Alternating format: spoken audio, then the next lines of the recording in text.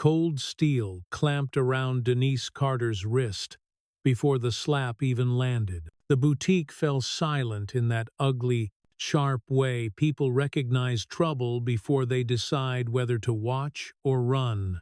A woman in pearls froze mid-swipe at the register. Two teenagers dropped their soda straws. And under the crystal white lights meant for jewelry displays, Denise's briefcase struck the tile, papers fanning like startled birds. The compass charm she'd picked for Jasmine's birthday slid free of its velvet box. Espun once, twice, then stopped with its north arrow pointed stubbornly south. The slap came next, not theatrical, efficient. Her jaw snapped sideways, taste of copper blooming, her cheek already swelling with the promise of tomorrow's bruise. Caught red-handed, said Miller, the store's head of security. His voice had the false sweetness of vinegar pretending to be wine. Figures. His grip tightened on her wrist, twisting bone against cuff steel. He wanted her to flinch. She didn't give him that. You'll come with me, he added, loud enough for the onlookers, chin jutting toward the side hallway, where cameras blinked red. Denise steadied her breath. Her palm still remembered the cold glass case where, seconds ago, she had pressed to imagine her niece, turning 18 compass charm, swinging from a chain, whispering, "Go anywhere, find your own north." Now that private thought was being crushed into spectacle. Linda, the assistant manager in heels too sharp for her step, folded her arms and smiled like she'd been waiting for this show all day. Another thief, dressed too fine to know her place, she muttered, eyes flicking to the crowd, as though auditioning. Denise raised her chin. Check the register. My card went through. Linda laughed softly, the way some people laugh at prayer. Funny thing about card. Sometimes they're stolen too. The words curled in the air. The customers shifted, some pretending to browse, most pretending not to breathe. Miller jerked the cuff chain, forcing Denise toward the glass doors. Her briefcase was left open on the floor. Papers splayed motions, affidavits. One with her signature clear at the bottom. A boy with a phone hovered, already recording. His lens zoomed not on the jewelry but on the woman dragged like a shoplifter. "You're making a mistake," Denise said evenly. "Mila smirked. "People like you make mistakes. I fix them." Cameras outside caught the exit. Miller shoving open the boutique door. Denise in cuffs. Linda 2 steps behind, whispering to the press pen already gathered from nowhere. Phones rose like weeds after rain. Denise's heels struck stone in steady rhythm, each step a beat of refusal. Inside her chest, the old academy drills kept count. 1, 2, 3. Breathe. 1, 2, 3. Balance. By the fountain, Miller shoved her shoulder harder than necessary. She staggered but didn't fall. Somewhere behind, a child's voice asked, "Mom, is she bad?" The question cut sharper than the slap, paint the color of old oatmeal. A vent, whining like a tired insect. Miller shoved Denise into the chair, chain rattling against the metal ring. He leaned close, breath sour with coffee gone stale. "You think the badge saves you? Not here." Finally, Denise let herself look him in the eye. Cool, measured, not defiant, just fact. "My badge," she said, "is in my front left pocket. You should read it before you embarrass yourself further." Miller's lip curled. "I don't need to read anything. I know what you are." The door cracked open. Sergeant Watkins stepped in, clipboard under arm, uniform crisp. His eyes landed on Denise, then on the cuffs, then on Miller. Silence stretched. Watkins spoke low, dangerous in its calm. "Unlock her." Mila blinked. "She's—" "Unlock her." Watkins didn't raise his voice. He didn't have to. Reluctantly, the key turned. Metal released bone with a hiss. Denise rubbed her wrists once. Small, pale bands forming already. Watkins held out the clipboard. On top lay Denise's ID, photo fresh, seal raised. Beneath, her badge, edges worn, weight undeniable. Captain Denise Carter, Watkins said, 15th Precinct. The air in the room changed. Even the vent seemed to pause. Linda's voice at the door faltered. She didn't say. She did. Denise cut in, voice steady. She stood, adjusting her blazer, as if putting back armor. You chose not to listen. Miller opened his mouth. Nothing useful came out. 15 minutes later, Denise stepped into chambers. The air smelled faintly of lemon oil and old ruling. Her robe hung on the peg by the door, heavy black folds waiting. On the credenza, the ceremonial gavel. Engraved by her mother long ago, justice is blind, but she sees all. Her hand hovered over it. Pain throbbed in her cheek. She let that pain root her, not weaken her. Slowly, she slid into the robe. Fabric fell onto her shoulders, reshaping posture, reshaping silence. Janet, hair clerk, entered quietly with coffee. Her eyes widened at the bruise, but she said nothing. She only placed a yellow pad on the desk and whispered, "Press is swarming. They're already calling it assault on security." Denise nodded once. "Prepare a preservation order. Every feed between 0900 and 09. Censure. Write once media. Chain of custody. Signed by 2 officers per transfer." Janet's pen scratched fast. "Grateful for nouns, not adjectives. All rise." The room stood. Denise walked to the bench. Robe commanding gravity. Bruise visible but secondary. She didn't look at Miller until she sat. When she did, his boots shuffled once on the floor. "Officer Miller," she said calmly, "you may remain standing." He froze. "For the record," she continued to the clerk, "I recuse myself from adjudicating this matter. It is referred to the United States Attorney's Office and the Civil Rights Division of the DOJ. A preservation order is issued. Write once media. Verification. Chain of custody. Overseen by Chief Judge Carter." Each phrase landed like bolts driven into steel. Janet wrote as if her pen had been waiting for years. Denise lifted the gavel.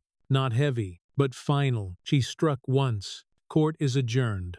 The sound echoed longer than expected. Carter waited outside with a folder. She didn't offer pity, only logistics. "It is cloning feeds now. Henderson holds the physical chain. Internal is boxed in a glass room. No ports." "Good," Denise said. "They can chase the bus." She amended 2 commas on the minute order. Signed with the pen that always scratched. "True." Outside the courthouse, the bronze plate caught noon light. "The Honorable Judge D. Carter." The letters threw sunlight back at the crowd pressing against barricades. Some chanted, some filmed, some just stared. A tourist scooped melting ice cream from the steps, laughed, and kept the sweetness anyway. Denise pressed her palm against the wall's cool stone, borrowing its steadiness. Evening settled. Denise sat at her kitchen table, bruise darkening under lamplight. Her briefcase lay open. Papers stacked clean again. On top sat a post-it, block letters written in her hand. Steady as a drum, preserve everything. Move at night, shine at noon. A knock at the door. Davis, junior officer, eyes hollow from too many choices. He held out a small USB, taped and labeled in his careful scrawl. "They said delete," he whispered. "I couldn't." Denise took it gently, slid it into an envelope, sealed it. "This," she said softly, "is where the record begins." Camera cuts close. The USB on the table, posted above it, the bruise still raw, but her eyes unflinching. Fade to black. The holding room was too bright for the kind of truth it wanted. Fluorescence buzzed like a small swarm. The beige walls took color from nothing. Denise Carter sat at the steel table with her palms flat. wrists ringed by thin red crescents where the cuffs had bitten. One breath in, two out, old training stitched to new pain. A property envelope waited in front of her. Pink temp release sticker. She peeled it open, slid out her phone. The lock screen bloomed with missed calls and message badges that looked like measles concern. Outrage, gossip, all wearing the same face. She turned the screen face down. Noise could wait. Sergeant Watkins filled the doorway like a doorframe, had decided to be a person, clipboard under one arm. A ring of keys quiet against his hip. He took her in, jaw, bruise, careful posture, the way she was sitting like a witness already, and didn't pretend not to notice. Window, he asked, voice made of gravel and caution. 2 minutes, Denise said. Shut the door. He did. The latch coughed once. Somewhere down the corridor, a copier cleared its throat. Denise thumbed a contact. The line caught in half a ring. Carter, said Chief Judge Margaret Carter. Her voice had the steadiness of a steel girder sunk into bedrock. I need a preservation order, Denise said. Lingba, 4509. Shiwu. All mall cameras, interior and exterior, body cams, dash cams, dispatcher logs, private security mirror arrays, cloud, shadow copies, cloned to write, once mediums, hashes read into the record at creation, two-party chain at each transfer, already pulling, Carter said. A murmur rose behind her chairs, scraped. A printer spooled to life. Henderson has chain. Our IT tried to optimize a buffer. He's reading them the manual. Good, Denise said. Her voice was flat steel. We'll set IA in a glass room. No ports. Yes. A beat of softer air. Are you steady? Operational. The door cracked again. Janet, Herr Clark, slid in sideways with 2 coffees, hugged to her chest like contraband. Bun crooked, pencil behind the ear like always. She set the better cup dark roast. Splash of cream by Denise's hand without asking. Media's in a pen by the elevators, Janet said. Security's trying to keep lenses off the steps. Your 9 o'clock rescheduled itself. Your 10 o'clock pretended it never existed. Thank you. Denise wrapped her hands around the heat. Steam kissed the mirror, bolted to the wall, and blurred the person there for a second. Not a bad second. Watkins came back with a garment bag and a long, purple felted box. He unzipped the bag and paused. Not theatrical. Careful. And with the back of his knuckles flicked a single lint thread from the shoulder of the robe. The gesture was small and almost secret, the kind of respect a man gives to institutions when he still believes they're worth saving. He held the robe out.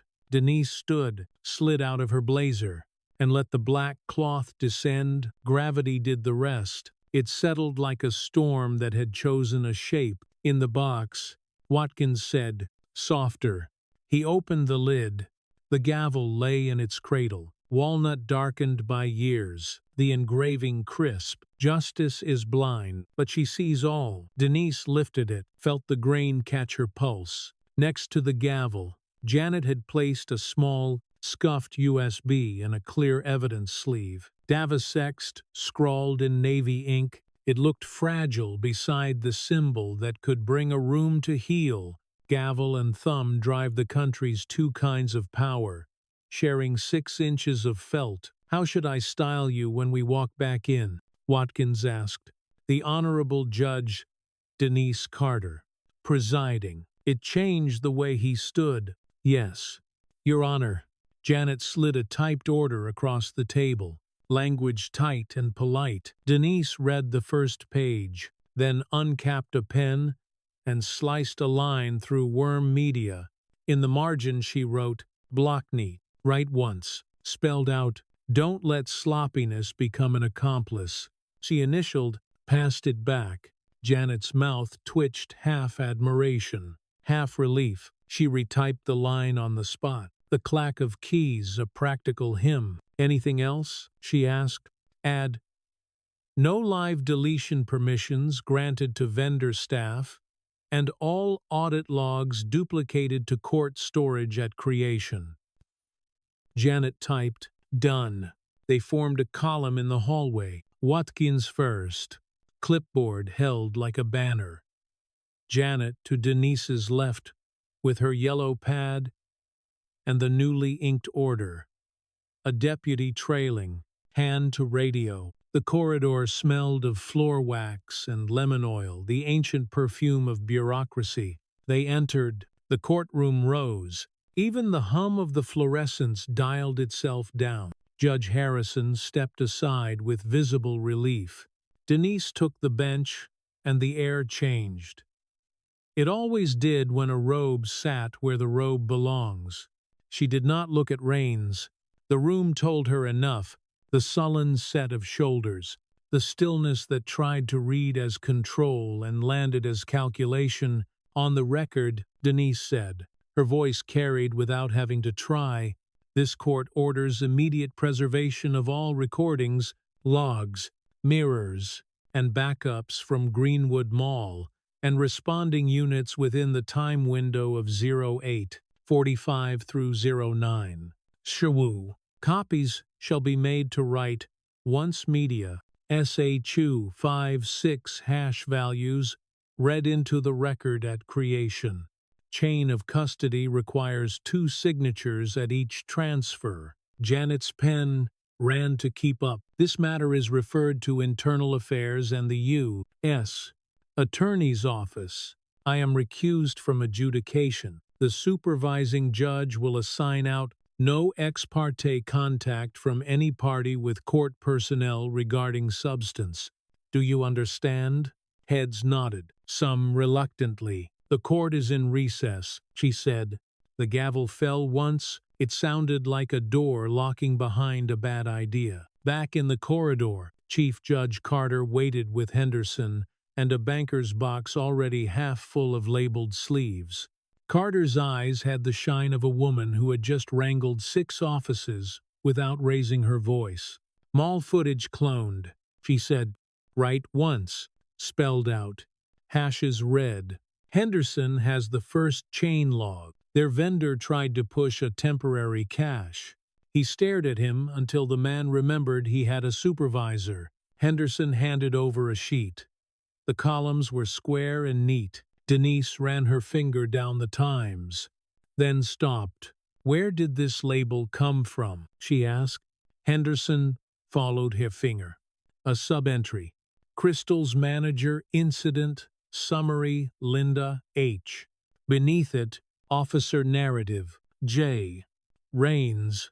The line carried a quote, subject aggressive, refused lawful search, escalated contact. Mall security observed theft behavior prior to officer arrival. Janet sucked a breath between her teeth. Observed prior to officer arrival. Denise repeated. Flat. And yet the patrol car sits in frame 5 minutes early. Cropped clip on social right now uses that exact phrasing, Janet said, tapping her phone. The Chiron says, aggressive suspect at boutique. The account reposting it. A community page that shares PD pressers. The caption ends with J. R. And I. James Rains. Henderson said, good. Denise said, but the word came out like the edge of a coin. Now it's not a rumor, it's a strategy. They moved to a small conference room with a recorder on the table and a sign that begged them not to move it. Denise set the USB in its sleeve beside the gavel, spacing them like exhibits. This is your God, and this is your evidence. Liaison from the U.S. Attorney's Office is en route, Carter said. We'll brief with nouns and timestamps. No adjectives. Denise echoed. Janet placed a dish of mince on the table, embarrassed by the domesticity of it, then opened her notebook and wrote the date at the top with a bar underneath. Henderson squared his legal pad to the recorder. Watkins took a place by the door where he could see anyone coming. Denise pressed record. The red eye turned steady. "Carter, Superior Court," she said, voice precise. "Department 4. On the record for preservation measures and initial referral." The door knocked twice and opened. "Assistant U.S." Attorney Rivera entered fast and alert. Rain, still working the shoulders of her coat. A slim man with a pelican case followed. The kind of man whose hands had memories for cables and checksum strings. "Judge Carter," Rivera said, taking the seat opposite. "We'll keep this clean. We don't need poetry. We need plastic bags and signatures." "You'll have both," Denise said. She tapped the gavel once, not to silence, to mark time stamps, angles, chain, and one internal source outside the building. She nodded at the USB. "Name redacted pending counsel." Rivera eyed the sleeve. Then the gavel. "I like your altar." "Two kinds of faith," Denise said. Henderson slid over the first chain log. Rivera whimmed, her fingers stopping where Denise's had. "Mall manager, summary, cites, Rain. Your IA will want to know who authorized that quote. They'll get a list and sworn statements," Carter said, "and a room with no Wi-Fi." Janet checked her phone again and angled it so only Denise could see. The cropped clip played at quarter speed. The caption block at the bottom tagged a local news stringer, and the PD's press alias. At the end, a credit. "Junior. Log that," Denise said quietly. "Screenshot. Export. Print. Include username, capture time, device hash, and add a sticky. Smear timeline initiated by subject." Janet nodded and was already typing. "Walk me through from your perspective," Rivera said. "No rhetoric, just what the cameras can't see." Denise set her fingers on either side of the recorder like she was holding a map flat. "Boutique. Glass cases. I requested to view a specific item, a silver compass charm. Manager Linda opened the case. I touched one item. Mall guard Miller shadowed at the door. Guard Davis 2 steps off him. After I declined an unlawful bag search, Officer Rains arrived already convinced. Physical contact, initiated by Rains. I identified my rank and badge location. Rains declined to verify before restraint continued. Resistance? None. Verbal assertion of rights. Ons visible. Posture non-threatening. Witness videos will corroborate." Rivera nodded once, and after the reveal, Sergeant Watkins ordered cuffs removed. "I issued preservation orders. We moved here. Any contact from the officers since?" "Indirect," Janet said, sliding the phone across to Rivera with the paused clip and the JR tag. "If he's not the poster, he's the pipeline." Rivera exhaled through her nose. "Good. CPS will love this chain. Proof. Story." The tech with the pelican case unlatched it and set out a right blocker, a small device that looked like honesty with a USB port. Denise nudged the Davy Sext sleeve toward him with a fingertip. "Catalog number 27A, the tech said, voice steady as a metronome. He filmed his own gloved hands opening the sleeve. "Read the time aloud. Then clicked the drive into the block. A progress bar crept, percentages ticking like a slow heartbeat. "Hash on, mount," he said. "SHA 256, starting 5C, ending 92F. Copying." Denise's eyes shifted to the gavel, back to the drive, and then to the recorder. The juxtaposition calmed something she didn't have a name for. Symbols mean nothing without receipts. Receipts die without symbols. The door cracked. A deputy leaned in. "Reporters say the boutique manager is out front giving statements." "Linda," Denise said. "Of course she is. Want me to?" Watkins began. "No, let her talk," Denise said. "We'll give the city nouns later." The tech finished his copy, hash on copy matches, writing to write once, printing labels, seals, ready. Lloyd, Rivera said. They signed, initials, landed in navy. Tamper tape folded and kissed itself to the seam. Next steps, Rivera said, eyes on Denise. We'll file a narrow warrant for Raines's phone and cloud backups. We'll request the mall's internal comms around loss prevention triggers.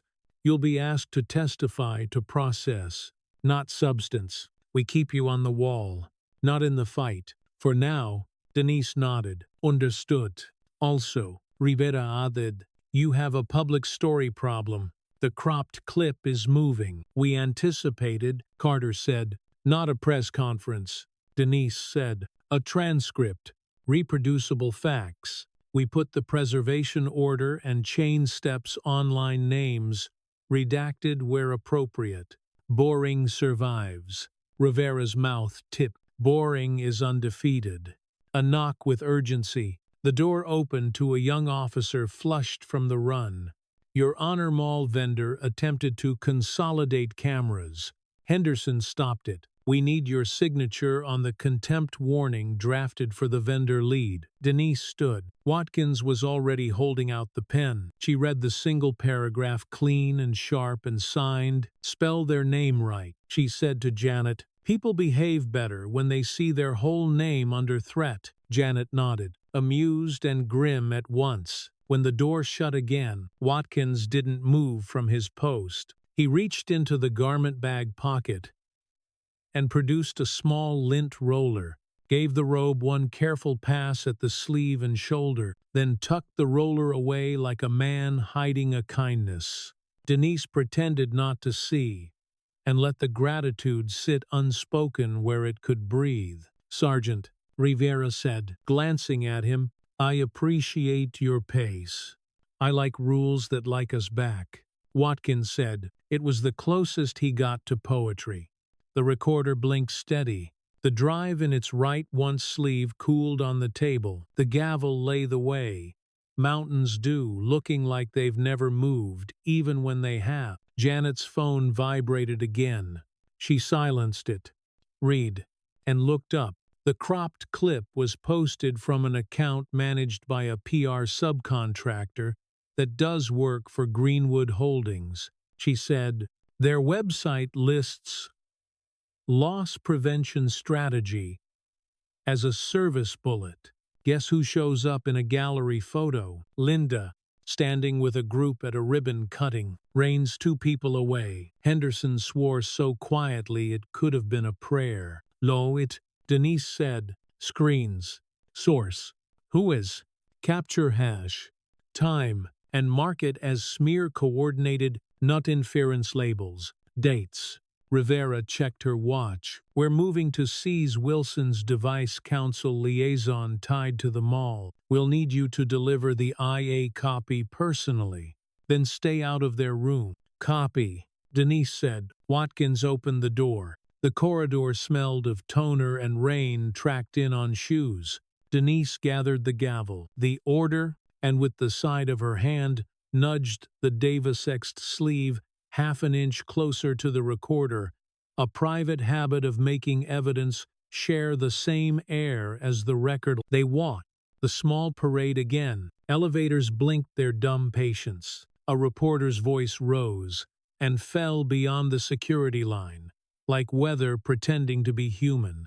At the glassed-in IA room, Detective Maury looked up from a stack of forms. He had the unblinking calm of a man who had learned to live inside paperwork. Denise held up the sealed write once copy. For you, she said.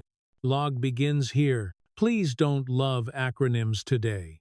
Not in the mood, he said, signing precisely. Who's your witness? Not your concern yet. Rivera answered from behind her. He nodded, as if appreciating a wall he wasn't allowed to climb. Detective, Denise added, you should also request internal PR traffic between the PD's official alias and outside media handlers this morning.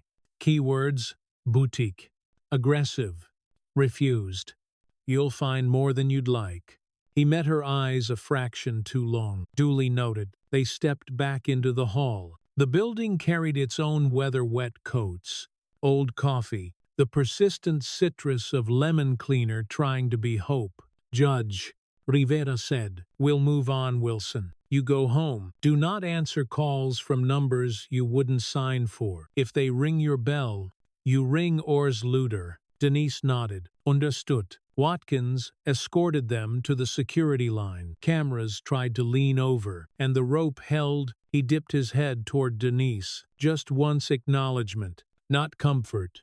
In the foyer, Janet caught up and pressed a second property envelope into Denise's hand. "The one we didn't log in here," she said softly. The Compass Charms box was inside, wrapped in the receipt like a bandage. "I didn't know where else to put it. Here is fine," Denise said. The cardboard was warm from Janet's palm. Outside, the day had cooled into a sheet of pewter. Rain was doing the kind of work rain does when it wants everything cleaner than it found it. Denise walked to her car, with the robe folded over her arm. The gavel boxed again, the envelope tucked like a small heart under her elbow. She didn't drive home right away. She turned 2 blocks out of habit, then another, until the muscle memory of surveillance eased at a light she didn't need. She stopped. In the reflection of a storefront window, she saw herself as the city would know badge on the belt, bruise at the jaw, black robe folded like funeral clothes, and not. Her phone buzzed. Unknown number. She let it buzz twice, then answered. "Captain," a woman's voice said. "Calm, skilled. Keep your family off social for a week. They'll try to make this about your niece." "Name," Denise said. "Call me Maya," the voice said. "City Herald. I have chains you'll like, and a garbage bag full of PR emails you'll love. Coffee at Jerry's in an hour. Or we can do this over a subpoena later." "Jerry's," Denise said. "Black. 2 sugars." She hung up. Rain stitched streets into sheets.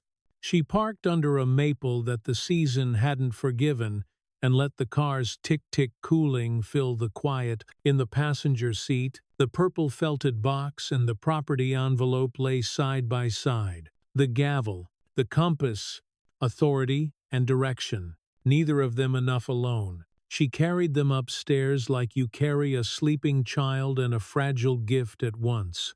The apartment smelled of lemon oil and the ghost of coffee. She set the box and the envelope on the table next to a legal pad where she'd written 2 lines before dawn, the day every calendar restarted. Preserve everything. Under it, smaller, move at night, shine at noon. The compass box opened with a polite sigh, the silver wink, arrow steady and stubborn. Denise lifted it, felt its weight, then placed it on the purple felt beside the gavel. 2 metals, 2 textures, 2 kinds of promise. Her phone vibrated again. A text. "No name. Careful what you pick up. Some things cut." She screenshotted. Emailed herself with a subject boring enough to survive any purge. Appliance claim. 7,712. And slid the phone under the folder labeled taxes. That would never be about taxes.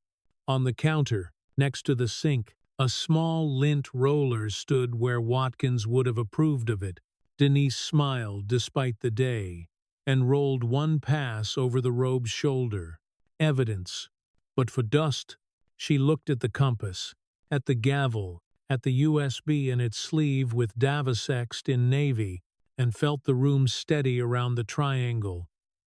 Those 3 objects made fight, proof, story. She didn't need to say it out loud. The city would give her chances to repeat it soon enough. She locked the door, checked it twice. A soft chime of the deadbolt answered, metallic and final. Then she lifted the compass, slipped its chain into her pocket, left the gavel in its box where it could keep watch, and headed back out into the rain that knew every street better than any map. Jerry's was 5 blocks, and the day was hungry. The precinct's walls hummed like they were alive, an electric undercurrent, too steady to be real silence. Denise Carter sat in the glass interview room, blazer still sharp, wrists sore beneath the fabric where the cuffs had been. She looked less like a victim now, more like someone taking mental notes at a funeral. Across the table, Officer Davis shifted in his chair, sweat darkening the collar of his shirt. His eyes flicked once toward the one-way mirror and back. He had asked for this meeting in whispers, like someone sneaking contraband past a border. He placed a small flash drive on the steel. It clicked louder than a gun. "This isn't just about you," he said. His voice cracked, then found its line. "It's about all of us. What they've been running." Denise didn't touch the drive. She let it sit, waiting for his courage to settle. "They've been logging false arrests, framing people. You know that much." His hands shook once, then pressed flat on the table. "But what I haven't told anyone, what I couldn't, was how systematic it is. They don't just improvise, they keep records. Ledgers. They treat ruined lives like receipts." Her eyes narrowed. "Who's they?" He licked his lips. "Wilson, Morrison, Bradley, and half a dozen others you wouldn't believe unless you saw. The union covers the paperwork. Judges rubber stamp the warrants. The city attorneys look the other way. The drive between them might as well have been a live wire." Davis' voice dropped. "One of those cases. It's personal." He swallowed hard. "They dragged my best friend's sister out of a boutique. $50 of costume jewelry. Didn't matter. They cuffed her, bruised her, stuck her in holding. Hours later she signed a confession for shoplifting, distribution, obstruction, things she didn't even understand. I logged the arrest. I stamped it with my own initials, like it was real." He closed his eyes a beat too long, then opened them. "I thought I could live with it, tell myself it was a mistake. Paperwork. The system. But it wasn't. It was deliberate. And now, it's everywhere. 24 names, at least, inside that drive.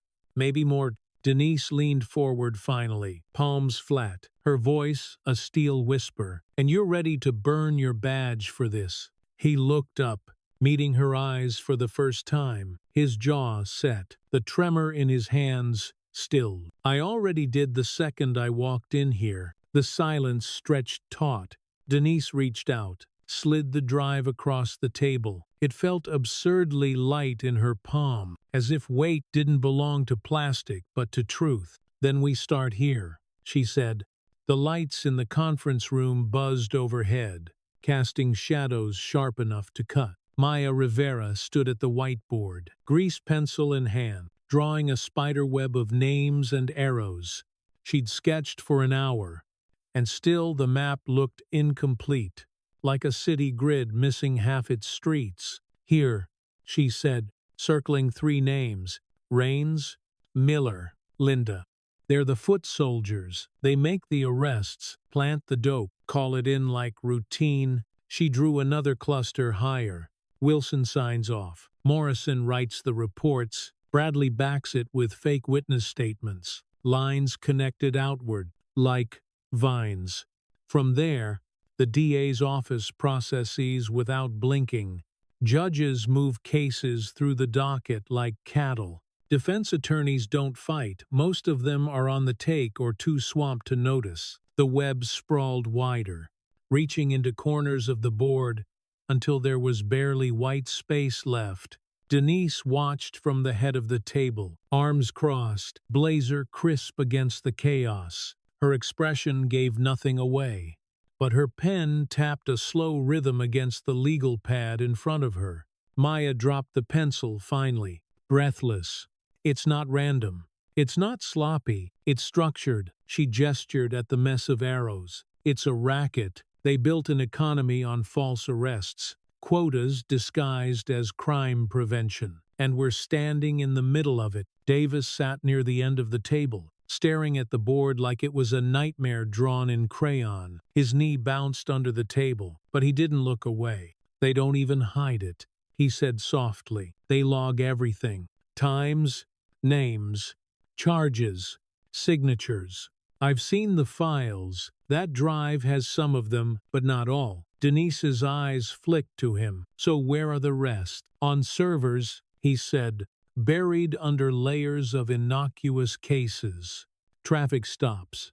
Shoplifting. Noises complètes. But if you follow the chain, the badge numbers, the timestamps, you see the pattern. The ledger ties it all together. Maya rubbed the grease pencil stain off her thumb, leaving a gray smear. If that's true, then the drive isn't evidence. She looked directly at Denise. It's a key. Later, in the hallway, Davis caught Denise's sleeve. His voice was lower now, tight, urgent. You don't get it. If they know I came forward, I'm done. Not just me, my wife, my kids. They know where I live. Denise's jaw tightened. So why risk it? He looked at her like it should have been obvious. Because I saw what they did to her. And because you're the only one who scares them. For the first time, Denise's expression cracked not into softness, but into something harder. Resolve. Sharpened by his fear, she said, then we make sure they never get the chance to touch your family again. The precinct cafeteria was mostly empty. Fluorescent lights, humming above rows of bolted tables. Maya sat across from Denise, paper cup of coffee untouched between her palms. You think Davis will hold? She asked. Denise took a sip of her own, grimacing at the bitter taste. He doesn't have a choice. Once you cross this line, there's no walking back. Maya drummed her fingers. Then we better move before they realize what line he crossed. That night, Davis drove home through side streets, headlights carving narrow tunnels in the dark. He checked his mirrors too often, hands tight on the wheel. His phone buzzed once in the passenger seat. Unknown number. He didn't answer. At a red light, he glanced down. A message glowed on the screen. We know. The light turned green. He drove faster. Denise returned to her office near midnight. The building was quiet. Too quiet. She locked the door behind her, drew the blinds, and slid the flash drive into her laptop. The screen bloomed with folders, each labeled with dates and badge numbers. She clicked one. Arrest logs scrolled, charges that made no sense, signatures stacked like counterfeit bills. She clicked another, video clips, officers planting badges, nudging suspects into resisting just enough to justify charges, faces blurred with fear, voice pleading. She exhaled slowly, fingers brushing the edge of her gavel where it sat on the desk, a symbol of order, set beside proof of chaos. Her phone buzzed, a message from Rivera. Tomorrow. Ling ba ling ling. Evidence lab. Bring the drive. At dawn, the city stretched awake under gray skies. Denise walked the corridor of the evidence wing, heels sharp against Tila. Rivera was already waiting in the lab, gloves snapped tight, monitors humming. Davis lingered near the door, eyes red from a night without sleep. Rivera held out her hand. The drive. Denise placed it in her palm. Rivera slotted it into the terminal. The screen filled instantly folders, files, timestamps. She scrolled, her face hardening with every line. This isn't random, she murmured. It's structured, systematic. She opened a master file. Lines of data spilled like veins across the monitor. Arrest ID, officer badge, suspect name, charge, outcome, all cross-linked, dated, logged. Rivera froze the screen, turned toward them. Her voice was quiet, but it cut like a blade. This isn't just evidence, it's a ledger, their entire racket, documented like an accountant's book. The room went silent. Even the hum seemed to stop. Davis stared at the screen, his throat working. They actually kept score. Denise stood straighter, blazer taut across her shoulders, her eyes locked on the data, then flicked to Davis. Then to Maya. We've got the map, she said. Now we follow it to the root. The chapter closes not with relief, but with a hum louder than before, like the building itself knew the weight of what sat in its servers. Outside, the city buzzed alive, unaware that its protectors had been keeping a different kind of book all along, and for the first time, Denise Carter allowed herself to whisper what they had all been circling. They can't bury this anymore. Rivera killed the overheads and let the lab glow with screens.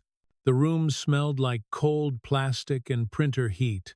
A right blocker hummed on the steel table, tiny LEDs blinking like a heartbeat that refused to lie. "Forget the montage," she said, sliding on nitrile gloves.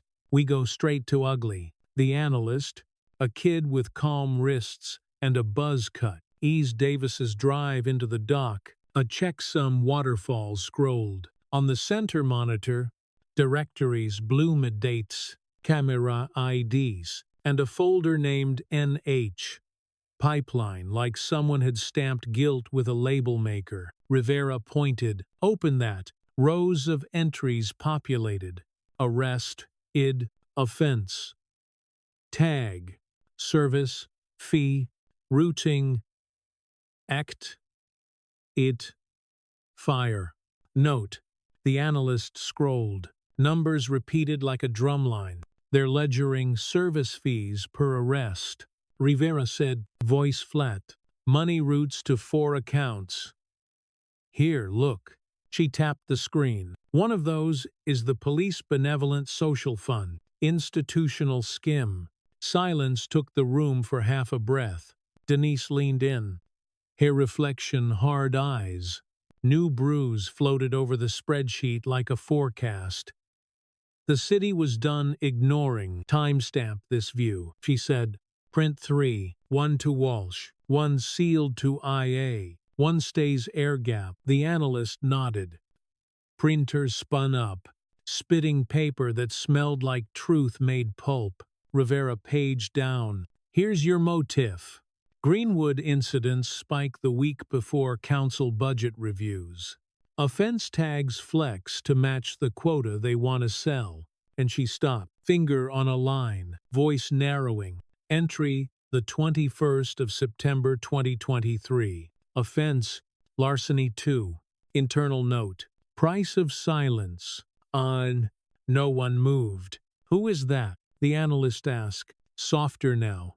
Denise didn't blink. "We find out. Cross against arrest logs. Start with Raines's beat." Keys rattled like rain. The analyst pulled a mugshot young man, hollow-eyed, a bruise, shaped like a baton lesson, under the jaw. Next page.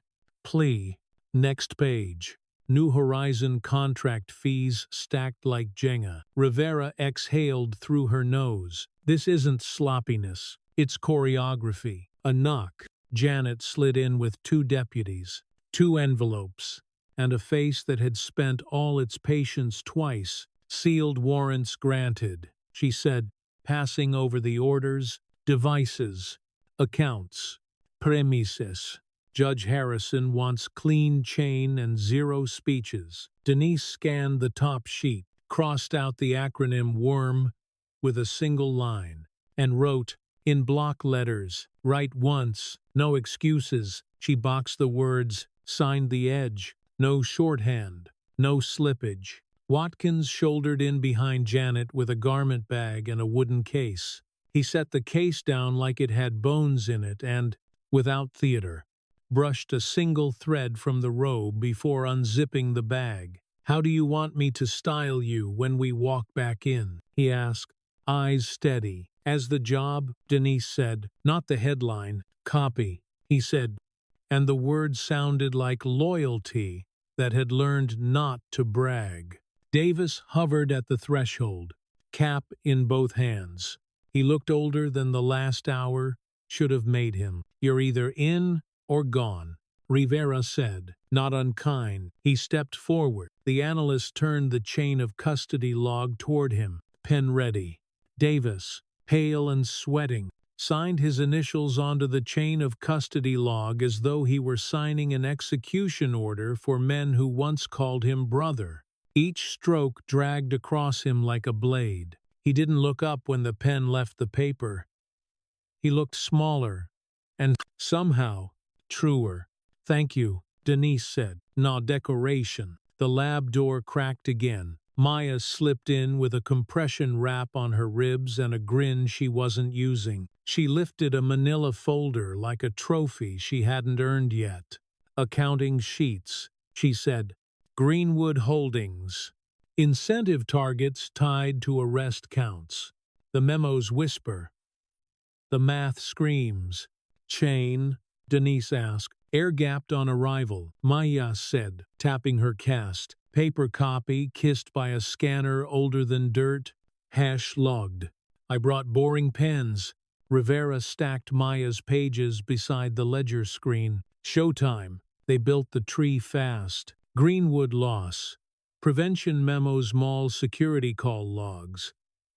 Patrol dispatch triangles. Arrest IDs. New Horizon fee ladder four-way split. One leg into the social fund. The room had the heat of people thinking hard and not giving themselves permission to be tired. "Drill the price of silence node," Denise said. "I want every adjacent call, every name that touched it, every keystroke that pretended not to." The analyst clicked. A call sheet opened, caller ID anonymized through a mall switchboard. Duration 1 minute, 30 seconds. Rains's unit pinged location 3 minutes before the alleged theft. A text log blinked up. M. Que ready. R. Make it tidy. Timestamps aligned like teeth. No one spoke. In the quiet, the right blocker's LED blinked on. Off. On. Counting a kind of truth. Denise's phone buzzed once unknown. "Careful what you pick up. Some things cut." She screenshotted, forwarded to Walsh with a dot. "Log this. Keep going," she said. They did until the lab's calm cracked. Denise's phone surged with a different buzz, a call, not a text. Jasmine's name filled the screen, then vanished. In its place, a notification banner from a social stream. "Live. Central High. She hit me first." Denise tapped. Video opened on a cafeteria floor. Terrazzo mottled like old pennies. Jasmine stood with her back to a vending machine. Hands up. Not in surrender containment. A girl in a Letterman jacket played to the lens, crying without tears. Screaming, "Stop hitting me into air." No one believed. Off frame. A male voice laughed low and steady, narrating like a referee. The camera dipped. A forearm with a watch face Denise knew square, stainless. Smug flashed at the edge. Rains's watch. The live comments rolled in like gasoline. "Crazy Judge Sneets. Apple doesn't fall far. Arrest her too." For a fraction, Denise's control parted like curtains in a wind. It came back sharper. "Maya," she said, voice clip. "Pull that stream. Mirror it. Hash on ingest. Freeze the chat." "On it," Maya said, already ripping the link with muscle memory and spite. "Rivera," Denise said, turning. "The ledger is now exigency. Use it. Build me 3 packets, Rains. Miller, Councilman Wilson. Tie each to predicate acts. And the fee splits. I want arrest warrant, not just search." Rivera didn't ask if the judge would sign. She loosened her jaw like a fighter. "I'll draft probable cause now. DOJ templates. We staple your exhibits. We make it idiot-proof." "Janet," Denise said, eyes on the live video, as a hall monitor stepped between girls and pretended not to see the adult filming. "Call Harrison back. Tell him we have a moving target and a minor under attack. We need simultaneous pics. No leaks. No courtesy calls." Janet was already dialing. "Judge, it's Walsh. We're upgrading." "Yes, affidavits en route within 10. Exigent circumstances. Likelihood of evidence destruction and ongoing endangerment of a minor. We'll file the full memo from the car." Watkins had his radio cupped in one hand. already moving pieces she hadn't said out loud. 2 marshals to Central High now. Quiet. Body cams up. Face down. Second team to Raines's block park short. Wait for the green. Third to Wilson's office with a sealed order. Nobody blinks till we say. Denise watched Jasmine's face go flat and brave, the way kids do when they learn too early that adults aren't coming soon enough. The girl in the jacket lunged weekly performance over injury, then yelped for show. Off frame. The low male laugh again. Satisfied. Denise stepped back from the screen before she put her fist through it. Davis, she said, and he straightened like his name had rank now. You know the interior of Greenwood better than any of us. After this round of arrests, we're going to need clean pulls of untouched angles to harden chain. Draft me a map of blind spots, mirror lag windows, and who holds backups when mirror fails. He swallowed, nodded. Yes, ma'am. Rivera's printer chattered. Packets building. Raines. False arrest under color of law. Conspiracy. And witness intimidation. Miller. Fabrication. Accessory. And honest services fraud. Through private probation kickbacks, Wilson, racketeering predicates, financial routing, and policy interference, each with ledger excerpts, call logs, and the price of silence note as overt act. Add the social fund split, Maya said without looking up. Juries hate poetry. They love theft. Janet's phone was a metronome, yes. Judge. Understood. Yes. 30 minutes for full filings. 10 for preliminary. Thank you. Denise looked at the robe Watkins had laid on a chair. The gavel case cracked open to show polished wood, worn by other hands. She didn't touch either. Rivera, she said, gentler. Thank you. Rivera didn't answer with words. She slid 3 affidavits across the table clean, lean, mean. Denise read them like orders of operation, initialed margins, and signed where the law asked. Watkins checked the hall like a man reading wind. Unit staged. Move, Denise said. The lab became choreography. Janet sealed packets with red tamper tape that made small ripping sounds like paper learning to shout. The analyst called out hash values as he wrote them, a catechism that turned digits into safeguards. Maya stuffed 2 copies of the live stream into separate Faraday sleeves and labeled them with the kind of handwriting that holds up in court. Watkins cracked the door. Rides downstairs. Denise slid her phone into a hard case, tucked the affidavits into a messenger bag that had carried different wars, and turned to Davis. You walk out that door, she said, and there's no pretending you can go back. He looked at the signatures he'd left on the chain log, then at the floor. When he lifted his eyes, they had more ash and more light. I wasn't there anymore anyway. They moved. The stairwell air was metal and storm. Outside, the day pressed hot and gray, traffic throwing up spray from a rain that hadn't decided to happen. Watkins split them with finger points and a tone no one argued with. Team 1. With me to Central High. Quiet entry. Pull the adult filming first. Team 2. Raines's townhouse. Team 3. Miller's apartment. Team 4. City Hall Annex Wilson. No chatter on open channels. They hit cars.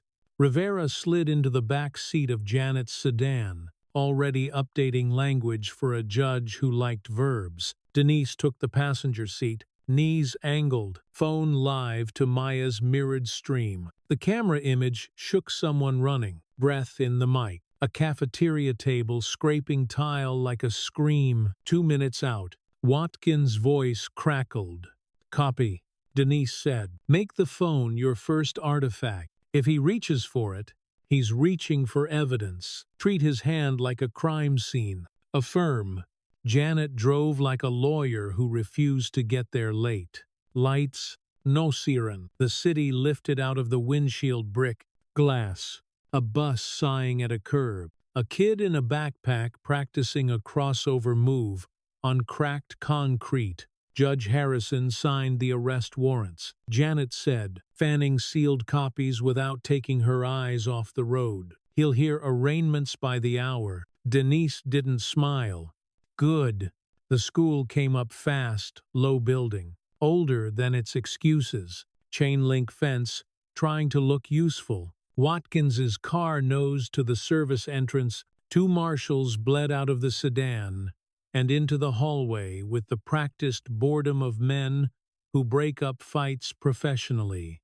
Eyes on, Maya said in Denise's ear. Your watchboy's in frame. The feed steadied just enough to catch the scene. The Letterman jacket girl backpedaling for show.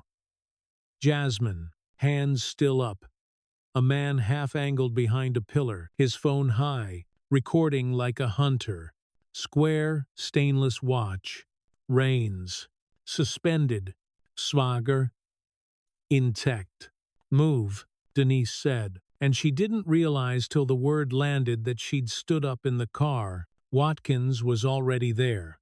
The first marshal stepped between the girls, palm open, voice low. We're done. The second flowed to Rains's flank and plucked the phone like a ripe fruit. Evidence, the marshal said, tone neutral, seal pouch open. Do not resist. Rains smiled like a man who believed in his own inevitability.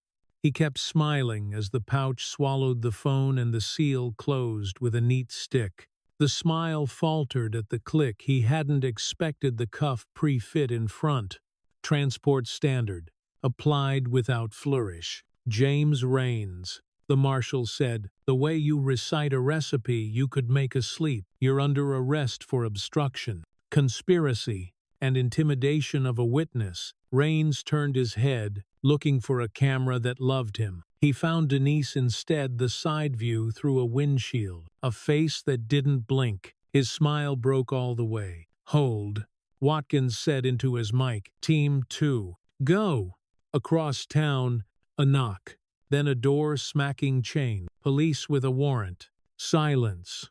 Then feet. 2 seconds later, a latch surrendered the way nerve does. Inside, a living room with a TV. Paused on a cop show, a man in a t-shirt that said GYM. Tan. Rights blinked at the paper, then at the cuffs. Miller said nothing worth printing. Team 3, Watkins said, at City Hall, Annex. Wilson's secretary opened her mouth to do the ritual dance and closed it when a deputy slid a sealed order across her desk, like a divorce that had decided itself. In his office, Wilson set his phone down with the care of a man placing a child into a stranger's arms.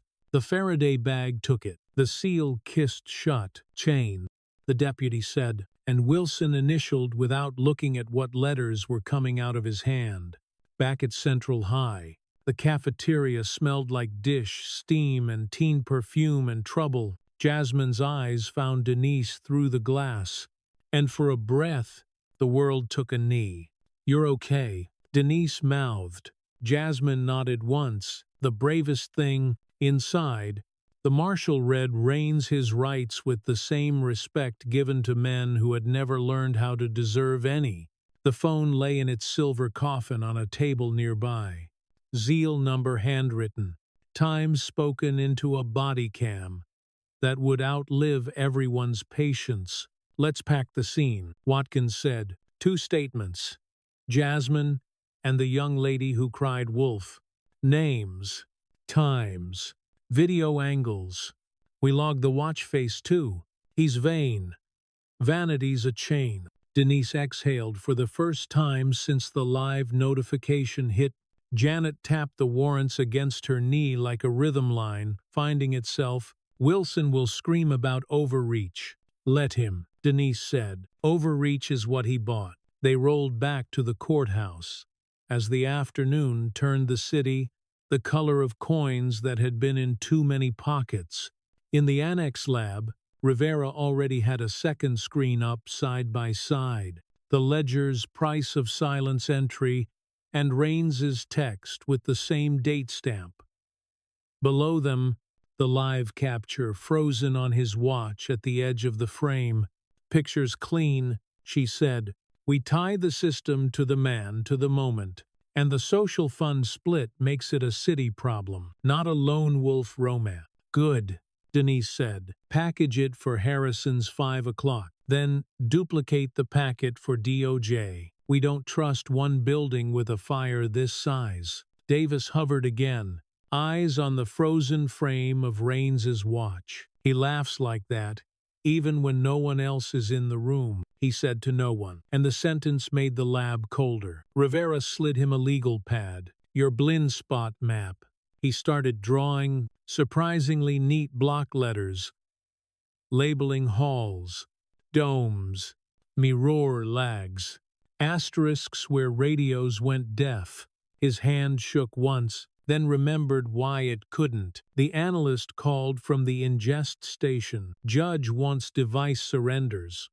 Walked over, logged, and kissed on camera. On our way, Janet said. She held out a pouch.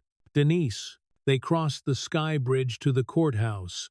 Inside the surrender room, cinder block, fluorescent, a linoleum pattern that looked like an argument.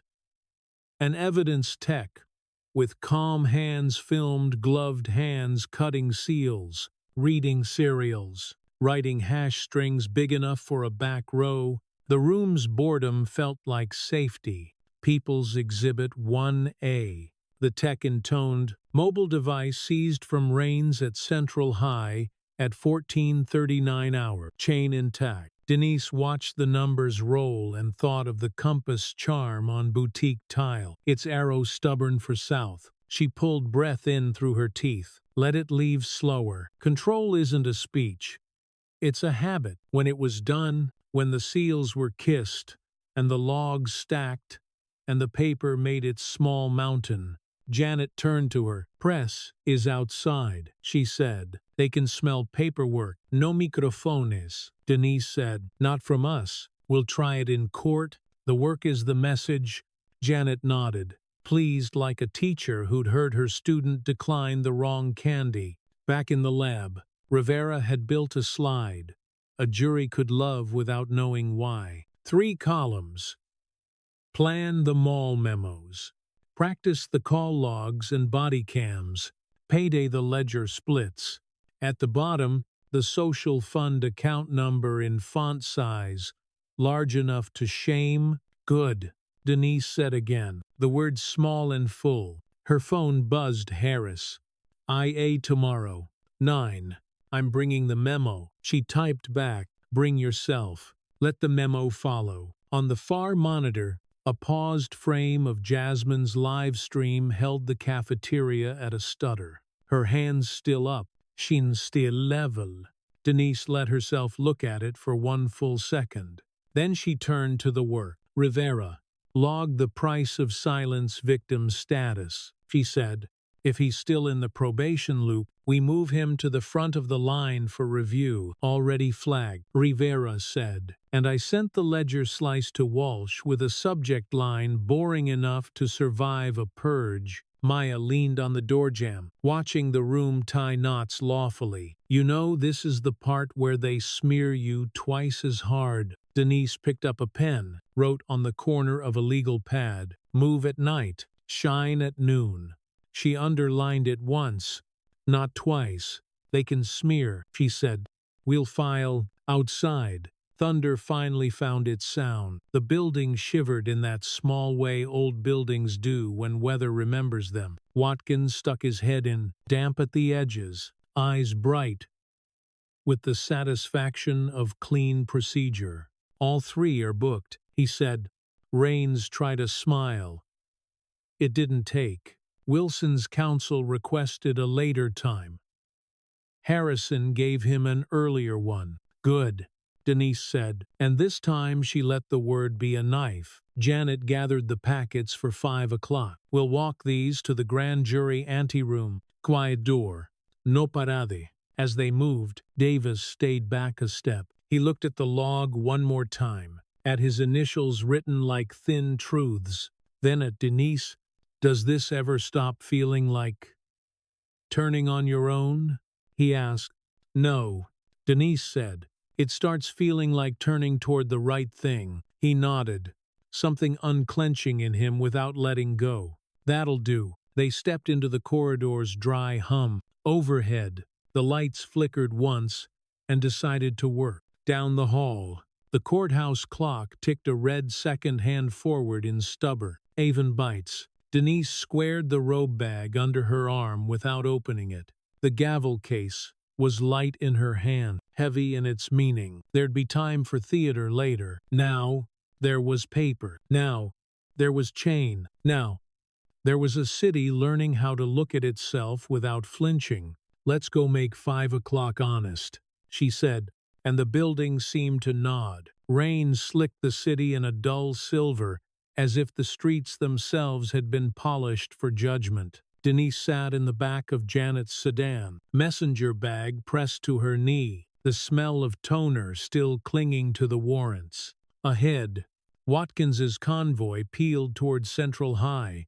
The other teams split east and west, simultaneous, synchronized, no gaps for leaks. The phone on Denise's lap buzzed with Maya's mirrored stream.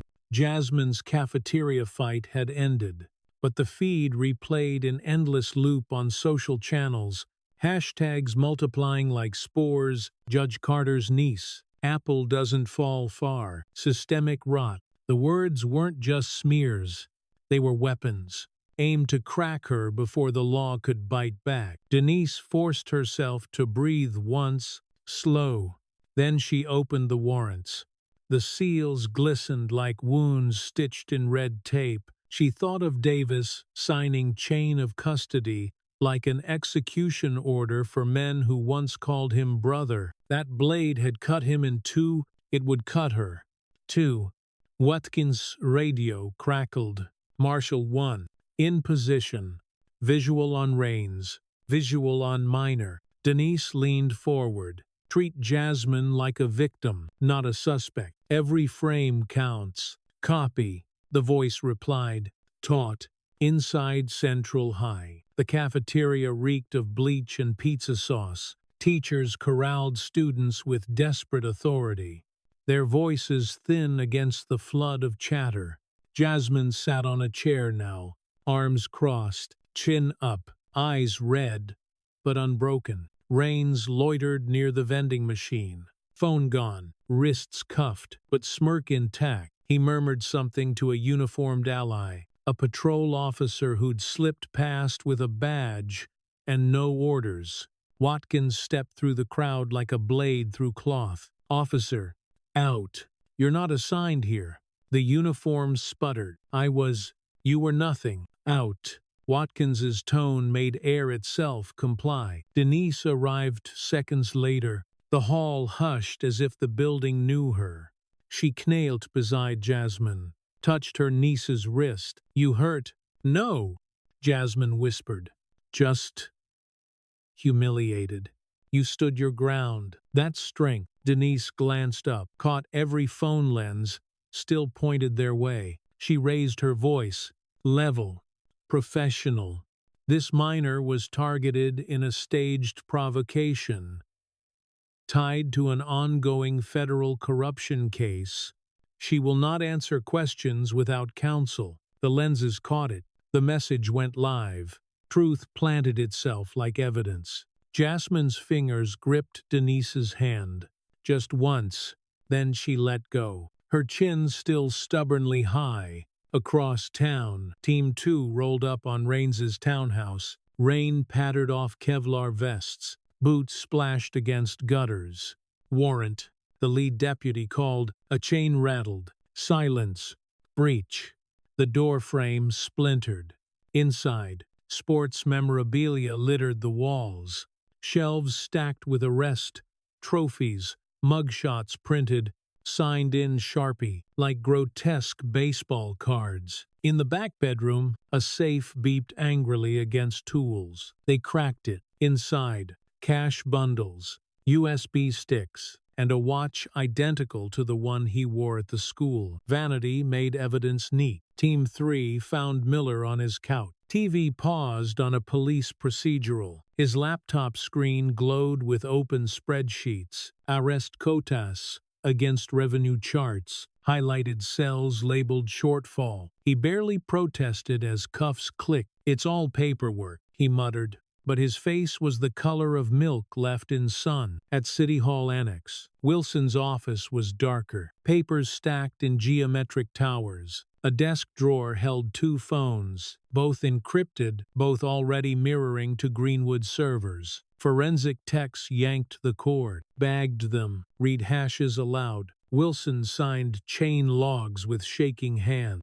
His lawyer barked about overreach, but every word landed useless on Rivera's steady recording. Denise walked Jasmine through the hallway toward the exit. Students parted, whispering. Some filmed, some lowered their phones, ashamed. One girl, the one in the Letterman jacket, stared at the floor, cheeks blotched with makeup-streaked tears. Denise stopped. "You're not the villain here," she said, voice softer. "They used you, too." The girl's eyes flicked up, startled, then down again, fast. Denise left it. Seeds sometimes needed dark to grow. Outside, rain cooled the pavement. Watkins guided Jasmine into a waiting car. Denise lingered, her blazer damp at the shoulders, her jaw throbbing where Miller's slap still left its ghost. Her phone rang. Rivera. "Targets secured," Rivera said. "Rain's safe is a gold mine." Miller had quota spreadsheets open. Wilson tried to port data mid-entry too late. "We've got everything, including cross-refs to Greenwood." Denise let her breath go. For the first time in days, maybe weeks, it didn't taste like iron.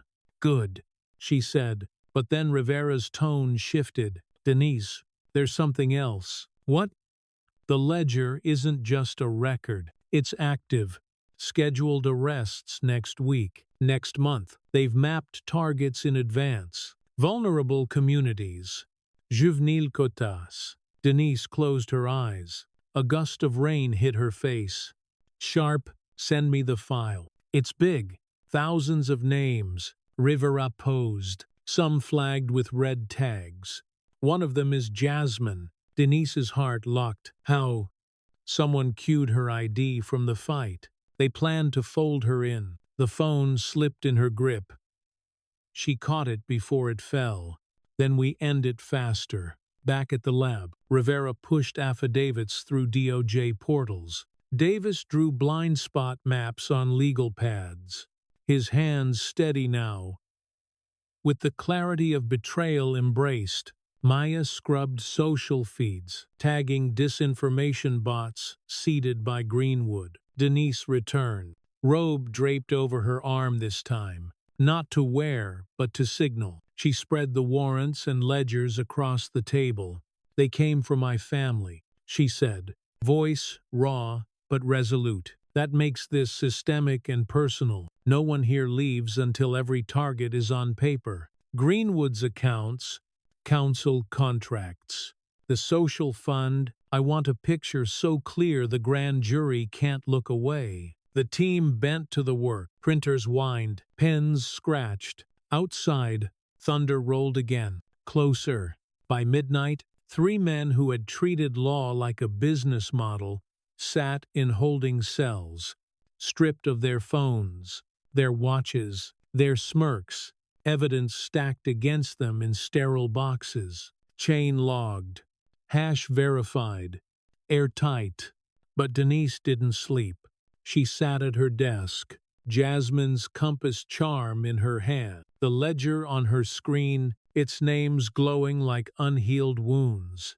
She whispered, "We're not done, not close." The storm outside answered with lightning, white against the courthouse glass. Fade. The courthouse was still buzzing, though the clock said morning. Windows glowed like sleepless eyes, and the hum of HVAC blended with the scrape of exhausted shoes on linoleum. Denise stood at the landing, robe draped over her arm, coffee cooling beside her. She hadn't tasted it. She couldn't. On her phone, headlines spilled in merciless cascade. City reeling from overreach. Wilson calls it tyranny. Union. Raids are a stunt. Raines speaks. I was protecting the community. Not random. Too clean. Too coordinated. Greenwood had pulled levers overnight. Council. Unions. Networks. Proxies. They were painting her as a zealot. Denise pocketed the phone.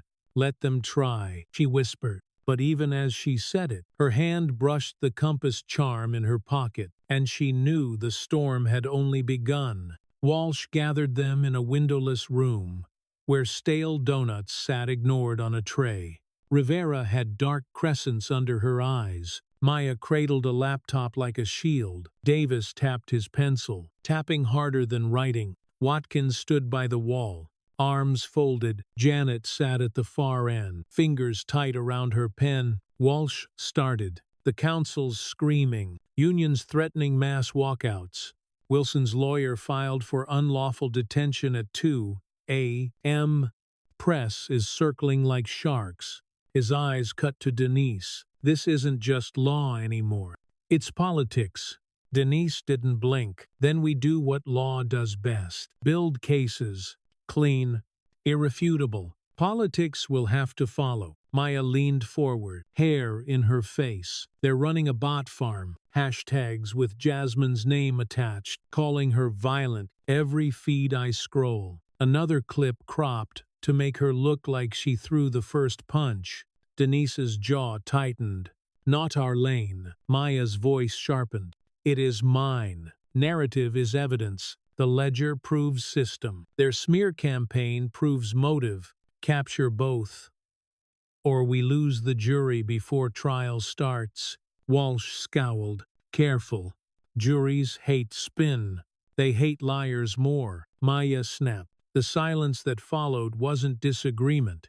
It was exhaustion, waiting for orders. As the others drifted out for coffee refills, Denise caught Janet lingering by the door. Her face was pale, lips pressed flat. You've got something on your chest, Denise said. Janet hesitated. Then, my brother-in-law, he's a union rep. He called me last night, said, if I keep filing your motions, my family's going to feel it. Denise's pulse slowed. Deliberate. And what did you tell him? That the motions are clean. That was the end of it. Janet looked away. But I've got 2 kids. Mortgage.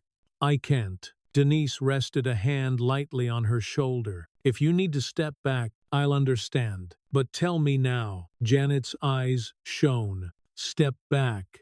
No. For the first time, I feel like the rot might actually get cut out. I just don't expect me not to be afraid. Fear's honest, Denise said. It's silence that kills us. Rivera waved Denise into the lab. On her screen, texts from Wilson's seized phone. W. Arrests good for budget cycle. Push. Patrol quota. M. Got 4 ready. Raines can stage 2. W. Keep it neat. Council meets Thursday. They synced false arrests with budget votes. Rivera explained. Arrests weren't about crime. They were optics. Kickbacks from Greenwood straight into Wilson's campaign. Before Denise could answer, the television mounted on the lab wall switched to breaking news. A man appeared at the podium, silver hair, wire glasses, robe. Long since retired. Judge Malcolm Harrow. Respected. Revered. His voice was grave. I've known Judge Carter, but what we see here is a dangerous precedent. Raids on elected officials without restraint. This is not justice. This is a witch hunt. Reporters scribbled. Camera zoomed. Rivera muted the volume. But the damage had landed. The sight alone was enough. Respectability weaponized. Denise felt the bruise on her jaw throb, as though Raines' slap had just been replayed in public. Maya muttered, they don't need thugs. They've got elders with robe. Denise said nothing. Words were useless here. Only proof would survive. Down the hall, Davis sat over a pad, sketching blind spot maps with brutal strokes. His eyes were hollow. You holding up? Denise asked. He didn't look up. I signed away brothers last night. Men I bled with. Some weren't all bad, but they let it happen. They stood by while Miller faked reports, while Raines planted bags. That makes them guilty too. His pencil snapped. Denise picked up the broken half, laid it on the desk. You didn't sign them away. You signed toward the truth. If they stood by, they chose their side. Now you've chosen yours. He finally looked at her, eyes glassy. What if choosing this side gets me killed? Denise didn't flinch. Then you right, but I'll bleed before I let it come to that. Something steadied in his face. Notre livre resolve. He bent back to the maps, slower this time, deliberate. By evening, an envelope appeared on Denise's desk. No return address. She slid it open with a pen. Inside, a photo of Jasmine leaving school, circled in red ink. Below it, typed in block letters, "Control your mouth, or we control your blood." Denise's breath slowed. She carried it to Rivera's lab. Davis was there, scribbling still. He caught it first. He frowned, running his thumb along the paper grain. This isn't from some street punk. He held it to the light. This paper's stock watermark in the corner, that's from Command's memo pads. I've typed a dozen reports on this exact stuff. Denise's chest iced over. Davis's voice was steady now. This came from inside the department, not outsiders. One of ours. Rivera sealed it in an evidence bag. They're escalating. They're desperate, Denise said, but her hand pressed the compass in her pocket so hard the edges cut her skin. Near midnight, the team reconvened. On the table, a spiderweb map of names glowed lines from Greenwood to Wilson, Wilson to Miller, Miller to dispatchers. Denise tapped the yellow node. Carla Mendoza, dispatcher, routed half the bogus calls. She's mid-tier, scared enough to flip, high enough to prove chain conspiracy. We go to her. Tomorrow. Heads nodded. Watkins rose to grab the file folder. Janet uncapped her pen. Then Watkins's phone, left on the table, buzzed. Screen lit in the dim room. 2 words in block font. Carla. Code red. The room froze. Nobody outside this room knew the name. Nobody. Denise's eyes moved. Slow. Across the faces. Watkins. Still standing. Pale. Janet. Pen suspended. Rivera. Hands hovering above her keyboard. Davis. Jaw clenched. Silence. Heavy. The kind that makes air thick. We've got a leak, Denise said at last. Her voice was even, but colder than the rain outside. And it's sitting at this table. They sat in that silence, the buzzing phone still glowing like an exposed nerve. Outside, thunder rumbled faintly, rolling through the city like a warning drum. For the first time since the raids, Denise realized her enemies weren't just in council chambers or corporate boardroom. They were in her war room, closer than breath. The storm outside was nothing compared to the storm inside. Fade to black. The courthouse clock tipped past midnight. Its tick too loud for so much marble. Rain threaded down the tall windows like silver wires. On the evidence table, warrants, maps, coffee rings, and Watkins's phone, face up, screen gone dark after the words that curdled the room. Carla, code red. No one moved. Denise spoke first. Voice clipped to the bone. Nobody outside this room knew the plan, which means the leak is in this room. Watkins Yafset. Judge, I don't. She didn't raise her volume. She lowered the air. You'll get your turn. Everyone will. They dragged chairs into a crooked circle. Denise stayed standing, robe draped over her chair like a silent witness. Phones Rivera said. On the table. Now, a small inventory of lives slid forward. Rivera's scuffed Samsung, Maya's iPhone leashed to a laptop, Janet's cracked case Android, Davis's battered flip, Watkins still warm from the buzz. Denise hovered a palm over Watkins's phone. Explain. It was sent to me, he said. Slow. Deliberate. Not from me. By whom? Someone who wants me to look guilty. Or look helpful. His nostrils flared. I'm neither. Janet folded her arms, but the alert hit your screen. Coincidence doesn't exist in corruption, Denise said. Somebody fed Carla her name. The question is how it moved. The second I said it, Maya lifted hairbrows. Could be our room's been mirrored? Rogue body cam, bugged outlet, compromised Wi-Fi. Or Wilson bought a clerk with a conscience made of coupons. No, Denise said. That text wasn't earlier. It was live. The throat is still open. Silence stung. Watkins stared at the floor. Janet worried a thumbnail. Rivera typed. Time-stamping. Everything that could be time-stamped. Davis's hands set flat, knuckles white. I don't care if you're scared, Denise said. I care if you're dirty. We find out which by morning. The wall-mounted TV popped into color breaking news. A grave anchor in a blue blazer. Tonight, controversy deepens around Judge Denise Carter.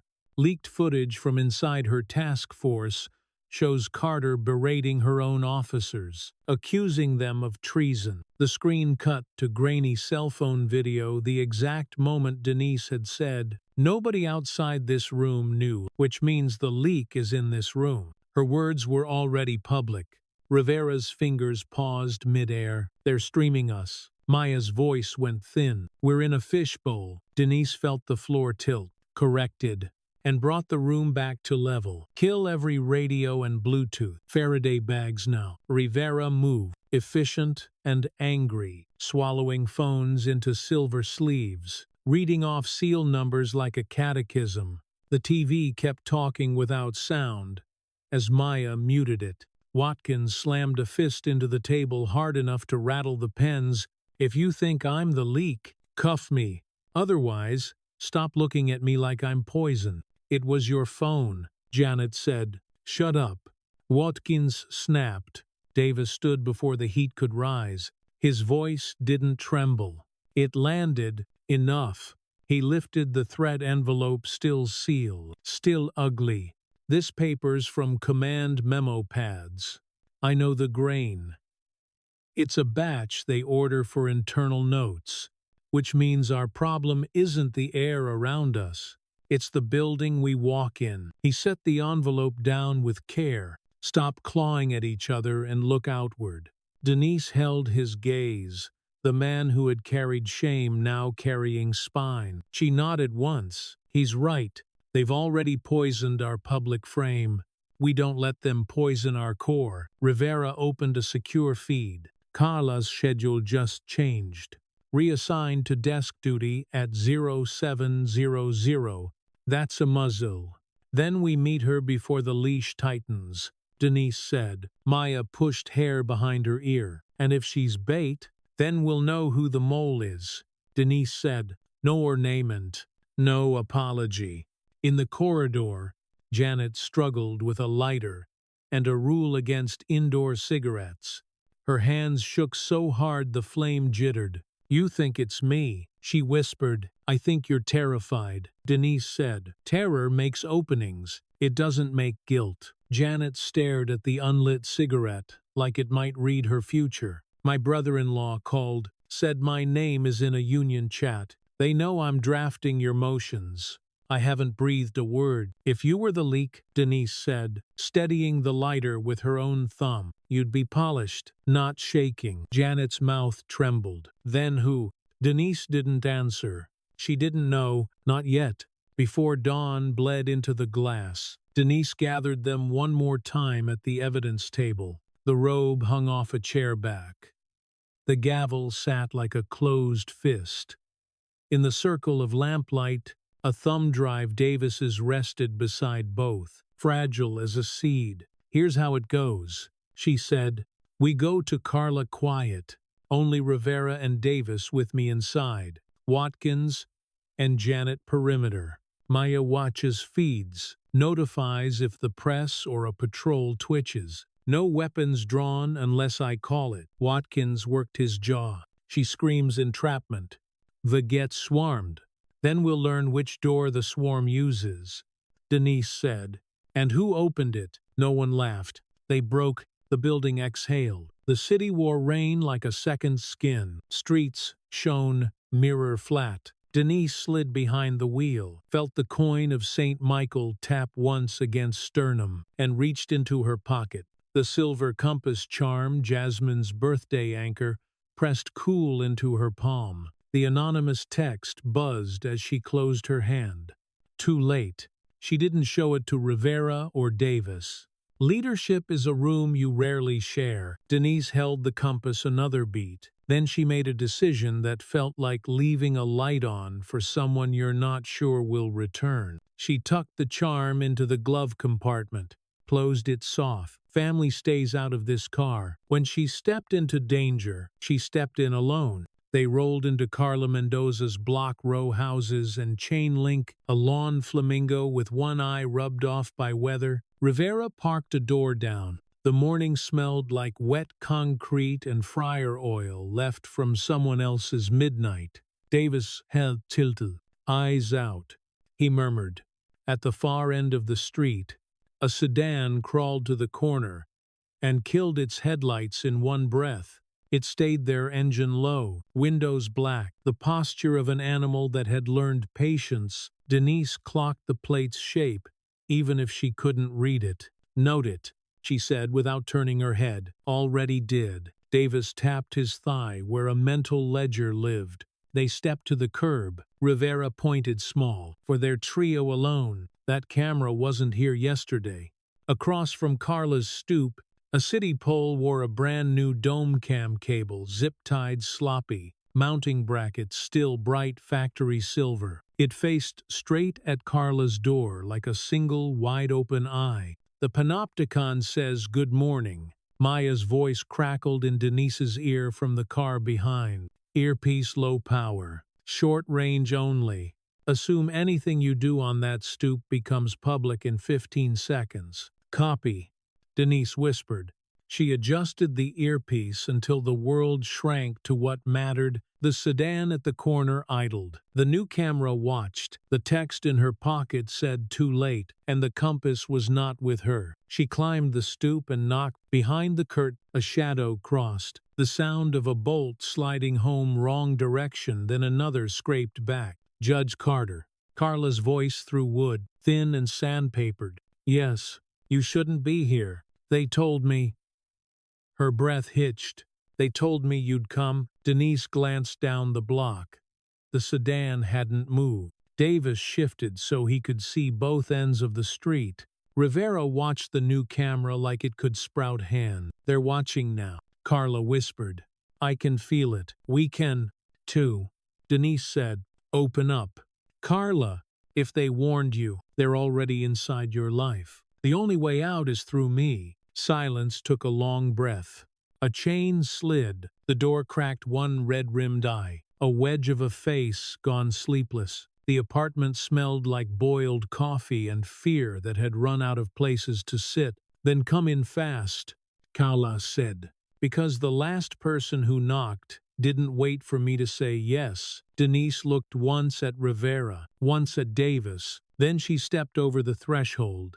Rivera followed. Davis last. Behind them, the morning brightened on wet asphalt. Across the street, the new camera held still. At the corner, the sedan idled like a thought that refused to finish itself. Inside, Carla's place was too neat in the way of people who've taught themselves control when they're given none. Shoes squared at the mat, a dish towel folded too carefully. On the coffee table, a stack of forms, the kind the city uses when it wants to pretend it cares. Rivera swept with eyes, not hands, vents, frames. Lamp bases, no microphones that want to be found, she murmured, which means the ones that matter don't. Carla hovered near the door like a bird that expects glass. I got the text while I was brushing my teeth. Code red, like a fire drill for my soul. Who sent it? Denise asked. I don't know. Numbers masked, same as the ones that told me which reports to nudge, which boxes to pre-check when arrests came in from Greenwood. Her voice thinned further. They told me I was helping the city run on time. Davis's face didn't move. His hands did open, then close. The motion of a man turning a choice over until it clicks. You moved please into the private probation funnel. Carla met his eyes. I moved paperwork to where the pressure pointed. Officer, that pressure had a name and a contract and a smile. She nodded at the stack. Greenwood Holdings, New Horizon, City Council Subcommittee with a calendar that never matched their minutes. Rivera took a tiny recorder from her pocket, set it down between a coaster and a cracked mug. We're off-grid. This stays metal, not cloud. Talk straight. Carla swallowed. They told me, if the resisting charge is stapled on, the rest writes itself.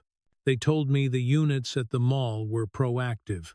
They told me your precinct likes numbers. She looked at Denise.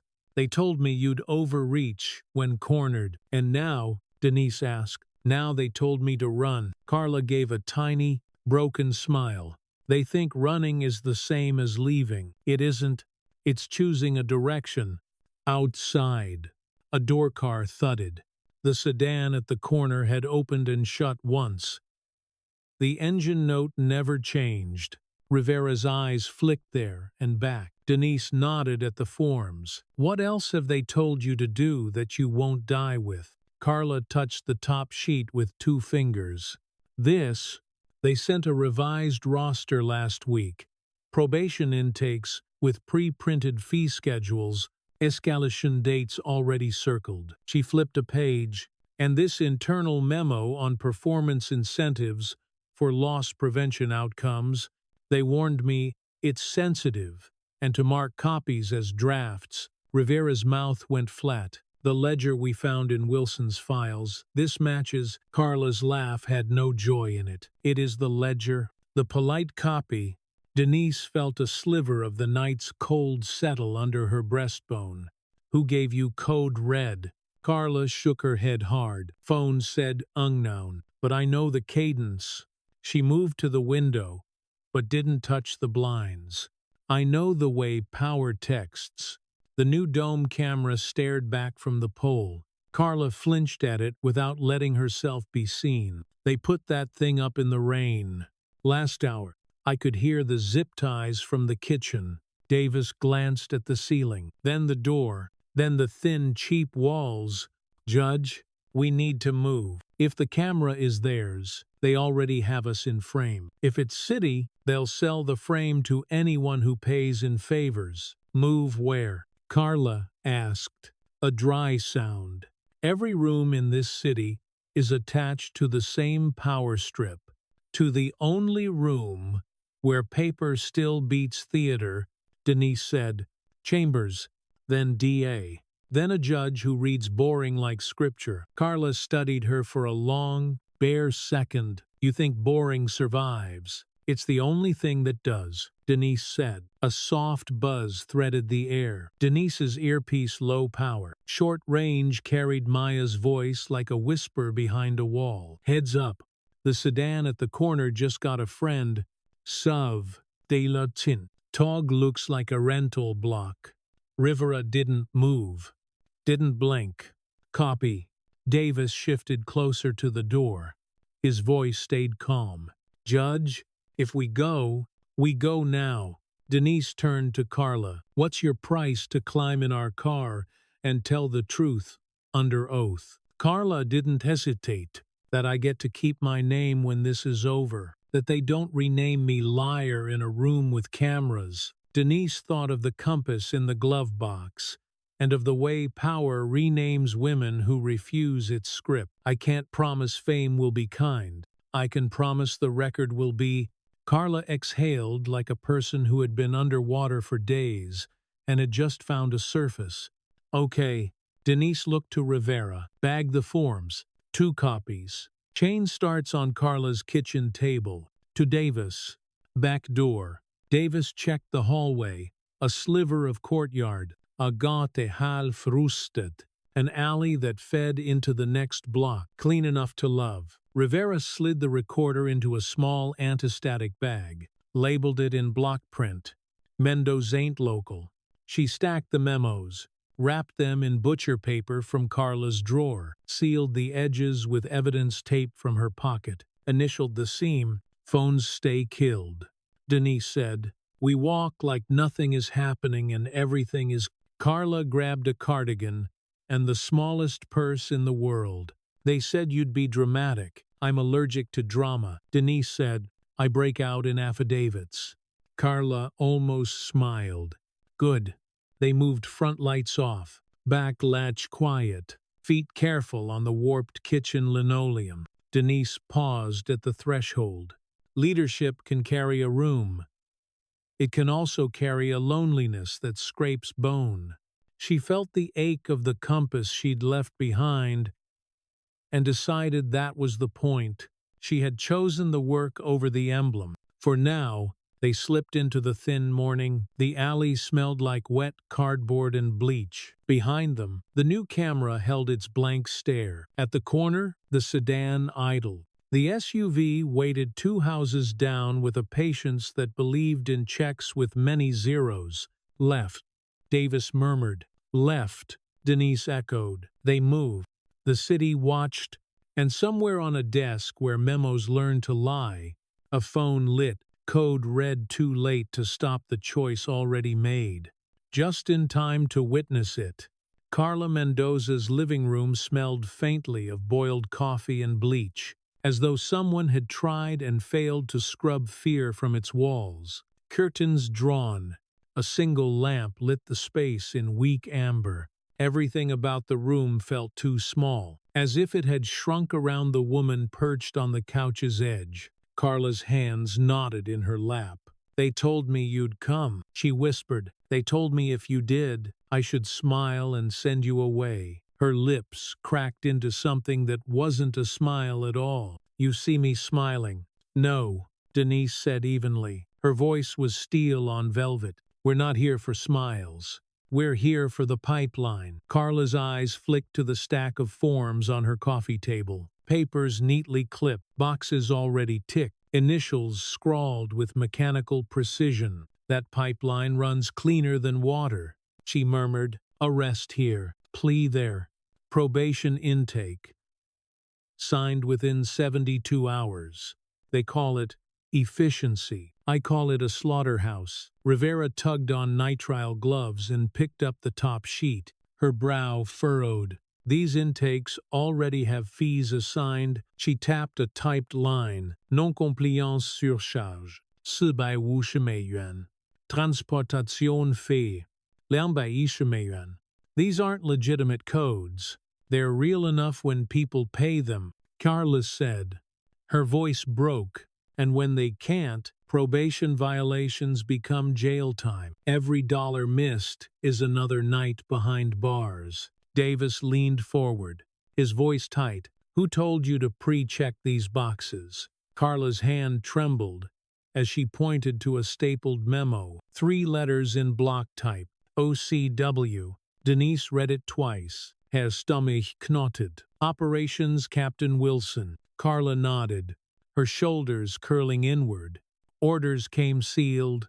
If I questioned them, they said my performance would tank. My pension would vanish. They mentioned my daughter's bedroom wallpaper. They always know too much. Rivera flipped open her laptop and slid Davis's USB into a port. Data spilled across the screen spreadsheets. Charges. Dates. Rivera lined Carla's forms against the files Davis had risked his career to smuggle out. Her jaw tightened. It's a match. Carla's paperwork is the civilian mask for the ledger Davis brought us. Identical charges, identical handwriting. Carla gave a strangled laugh. Half sob. See, I wasn't crazy. They built the house of cards, and I dusted the shelves. Denise looked at Davis, then Rivera. Her voice carried no triumph, only resolve. Now we have it from both ends. This isn't rumor, it's systemic fraud. The air pressed heavier with the truth. Then Maya's voice sliced through their earpieces. Judge, bad news. A black sedan just rolled 2 houses up. SUV in the alley. And your feed she stopped. Voice, hitching. Your dome cam feed is live. Someone installed it today. It's streaming to a private server through 3 proxies. They're watching right now. Denise's pulse stilled into a cold drumbeat. Can you cut it? Not without tipping them off. If I cut it, they'll know we know. Right now they just think they're invisible. Denise exhaled, sharp. Then we let them watch us walk out steady. No panics. No tells. Rivera snapped her laptop shut and shoved it into her bag. We move her now. Carla's voice shook. They warned me, if I ever spoke the phrase aloud, I'd be finished. Code red. That's what they called it. They said only insiders would know. Davis's eyes hardened. That was the text that hit Watkins's phone. Denise's jaw clenched. Carla, who gave you that phrase? Carla's voice was a thread. It came from someone close to you. A woman's voice. The silence was instant and brutal. Rivera swore under her breath. Janet, Denise forced her rage into a frozen bank. We'll deal with it later. For now, we'll get Carla out. Davis cracked the back door. 2 silhouettes shifted in the alley. Wide stances. Radios hissing. Company, he whispered. Armed. Almost certainly. Maya cut in. 2 more just left the SUV. They're spreading out. Options slammed through Denise's mind. Fight meant blood in Carla's living room. Run meant being boxed in. She looked at Davis. At Rivera. We walk out the front. Cameras live. They won't risk an open assault on tape. It buys us time. 30 seconds. Maybe, Davis muttered. 30 seconds is all we need. They moved in formation through the front, Denise in the center, Carla clutching her sleeve, Rivera and Davis bracketing them. The dome camera hummed, recording every breath. Across the street, the sedan idled, headlights dead. At the block's edge, the SUV loomed. 2 men in the alley froze, realizing their targets were walking calmly out into view. Denise raised her chin. Her voice was loud, clear. For the microphone hidden inside the dome, Ms. Mendoza, thank you for cooperating. You will receive protection and a chance to testify. Rivera held the door open like a bailiff. Davis's eyes never left the men. They hesitated. The SUV braked once, then stayed put. The sedan's engine purred but didn't move. The dome cam recorded it all, step by step. Denise's team shepherded Carla to Rivera's car. The rain misted down, slicking the sidewalk. 30 seconds. Davis murmured, use them. Denise answered. They slid into the car. Rivera drove steady. No sudden speed. The SUV idled. The sedan melted into traffic. Maya's voice returned. They let you go. But Judge, they wanted you to see. They want footage of you walking Carla out under their eye. They're saying, even your witnesses belong to us. And before, Denise stared out the window, jaw locked. Not for long. Back at the safe house, Carla's files spread across the table like shards of glass. Denise stood over them. The compass charm Jasmine had given her heavy in her pocket. Rivera unpacked her laptop. Davis lingered at the blinds. Maya typed too fast, chasing ghosts in code. Janet's chair was empty. This is how it stands. Denise said, we have confirmed fraud. We have a witness and a ledger. And we have a mole feeding them every step. Her gaze raked the room. Tonight nearly killed us. Tomorrow we move with warrants that will burn this racket down. But first, we find the traitor in this circle. The silence throbbed. Then Maya's laptop pinged. sharp as a gunshot. Her face went white. Judge. Another problem. Janet's comm just went dead. GPS cold. She left her perimeter an hour ago, right after we walked Carla out. Rivera cursed. Carla clutched her arms and rocked. Denise's tone sharpened. Either she ran, or she was taken. Carla whispered, "They don't let anyone just run." Rivera suddenly lifted the Faraday bag, holding Carla's recorder. Her eyes narrowed. She tilted it toward the lamp. The tamper tape she herself had applied bore the faintest slit, no wider than a hair. A smudge of oil marred the adhesive. Her voice cracked with fury. "This seal was clean when I logged it. Someone's touched evidence in this room." Every head snapped toward the bag. Carla whimpered. Maya stared, stunned. Davis's jaw set like stone. The implications roared louder than the rain. Whoever the mole was, they weren't just leaking, they were tampering, hands inside the very heart of the case. Denise didn't hesitate. She extended her hand. Rivera, reluctant, surrendered the bag. Denise placed it beside Davis's USB on the table. Both artifacts glowed under the light like sacred, cursed objects. Then, deliberately, Denise plucked Rivera's car keys from the table. She pocketed them along with the USB and the bag, zipped her jacket closed. Her voice was flat, ironclad. "From this moment, none of you holds custody. Not Rivera, not Davis, not Maya. These stay with me. If one of you is the leak, you've already tainted my case. I won't let you taint the rest." Rivera's jaw tightened, but she stayed silent. Maya's hands hovered over her keyboard. Shaking, Davis stood immobile, unreadable. Denise looked at each of them, then at the shadows trembling under the fluorescent light. "Until we sweep this place, no one leaves, not even me. If the leak isn't Janet, it's sitting at this table." The rain pounded harder. The fluorescent lights flickered once, twice, then steadied.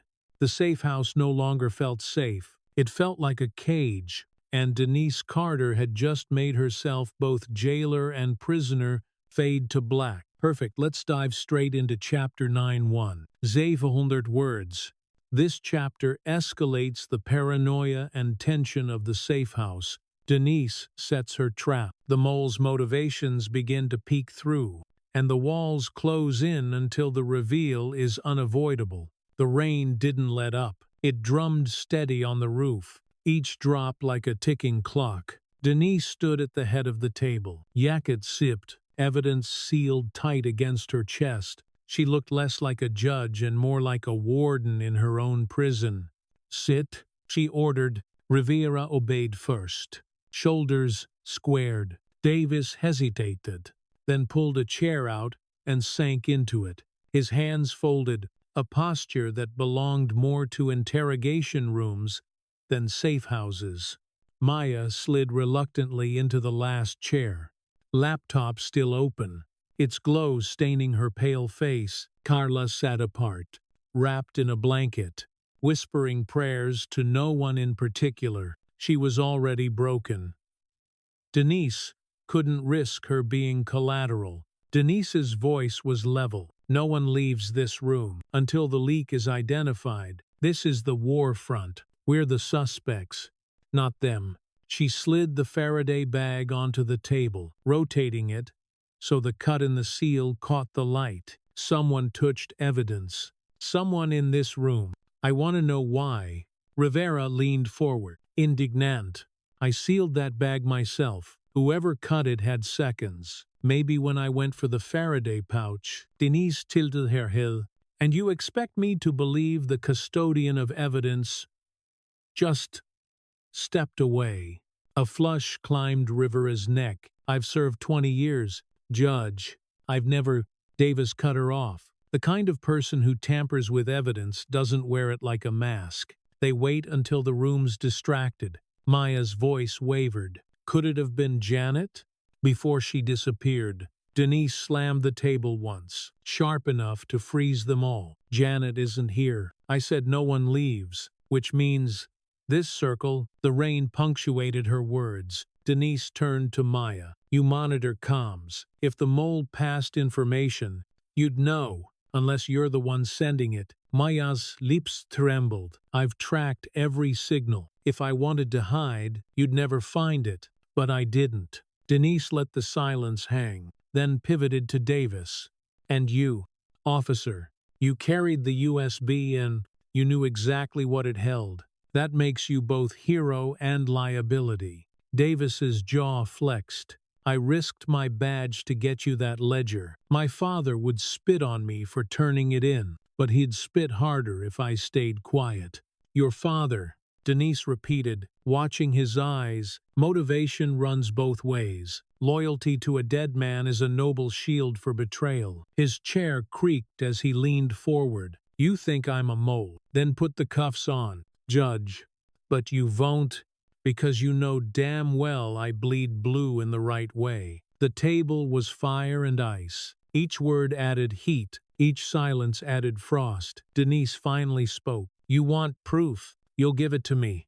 She reached into her jacket and pulled out 2 items, a blank USB stick and a folded court order form. She placed them at the center of the table like poker chips. This, she tapped the USB, is a decoy. It looks like Davis's ledger, but it's empty. This, she tapped the paper, is a preservation order, unsigned.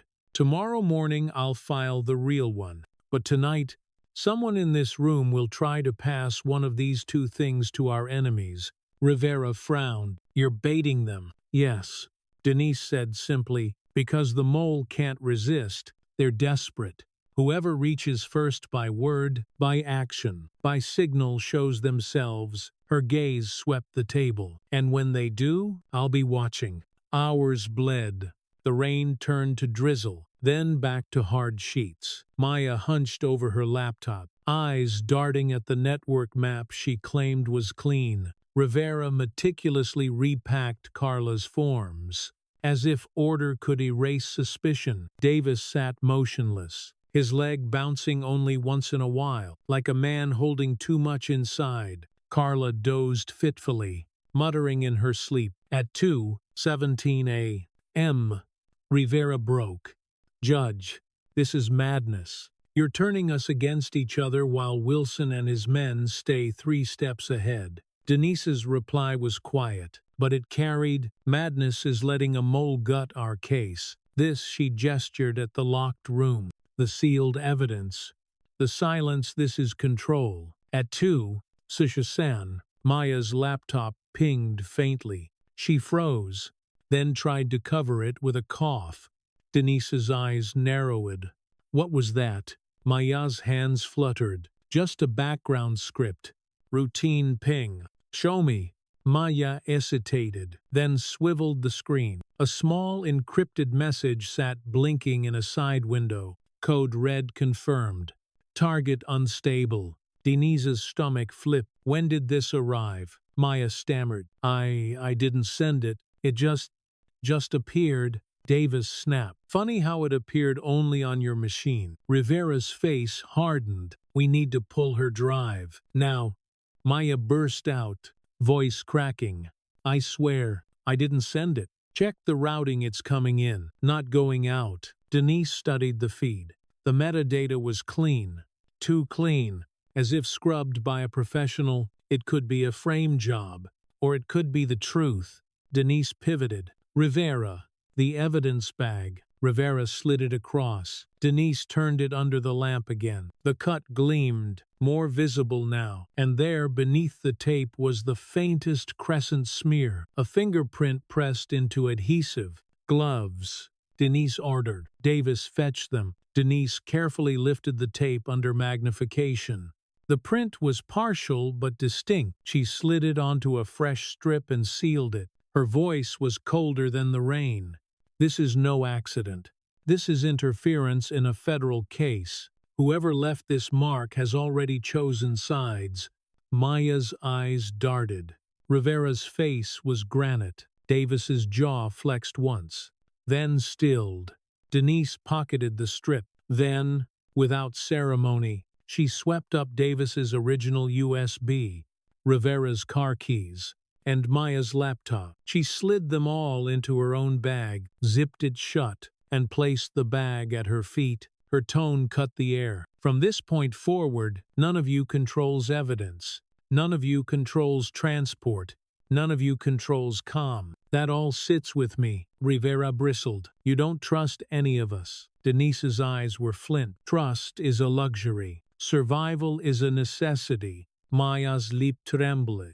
Davis just exhaled, long and slow, as if conceding the weight of her words. The rain softened, but inside the room, the storm only grew. Carla murmured in her sleep. Rivera tapped her pen against her knee in sharp beats. Maya typed silent commands, lines of code reflecting in her eyes. Davis leaned back, his silhouette heavy in the dim light, and Denise sat like a sentinel, the evidence locked under her arm, every muscle taut, her eyes never leaving the three of them. The safe house wasn't safe.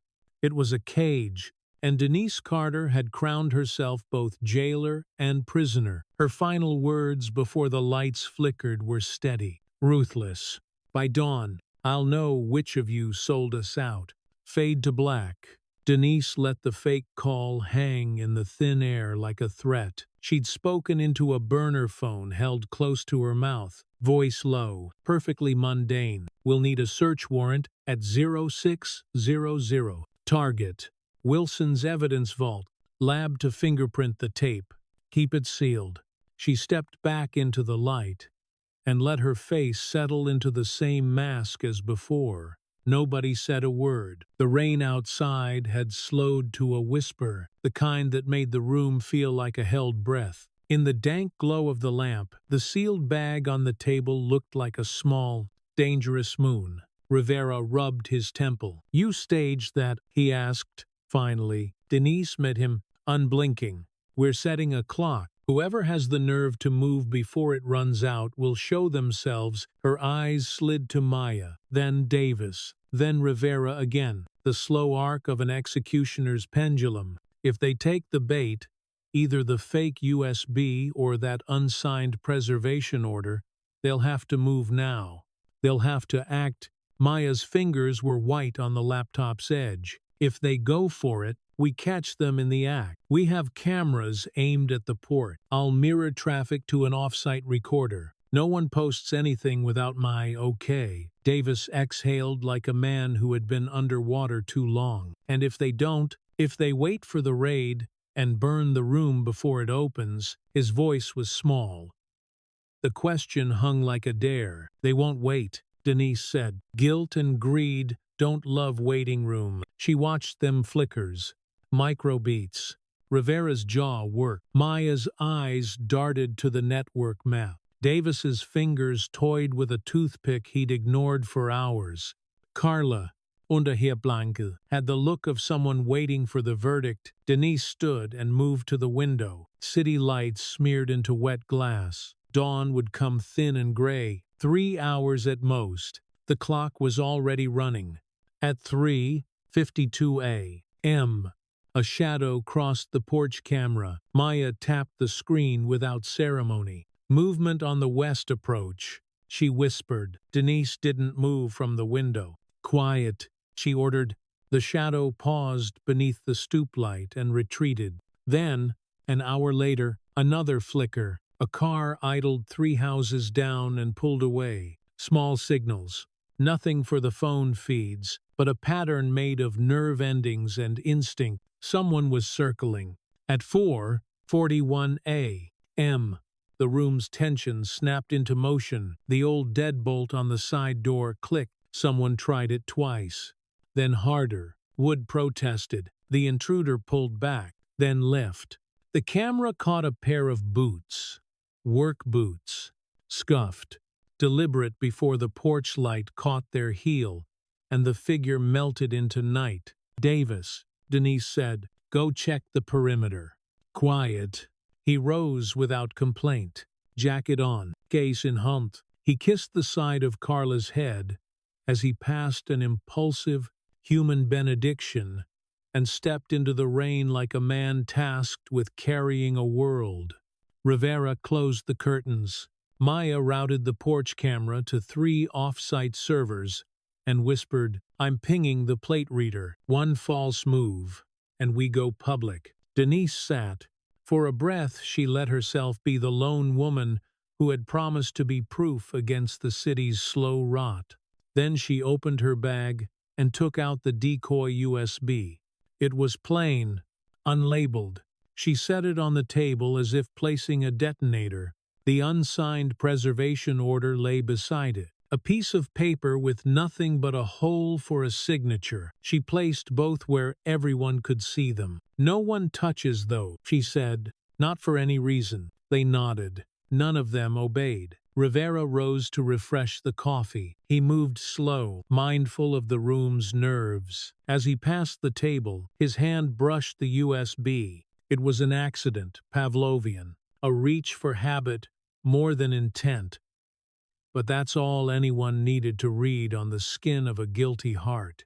Maya's head snapped up, and Denise's stare fixed like an iron vice. Rivera's face went a shade whiter. "Sorry," he muttered. "Don't touch anything," Denise said. She didn't accuse.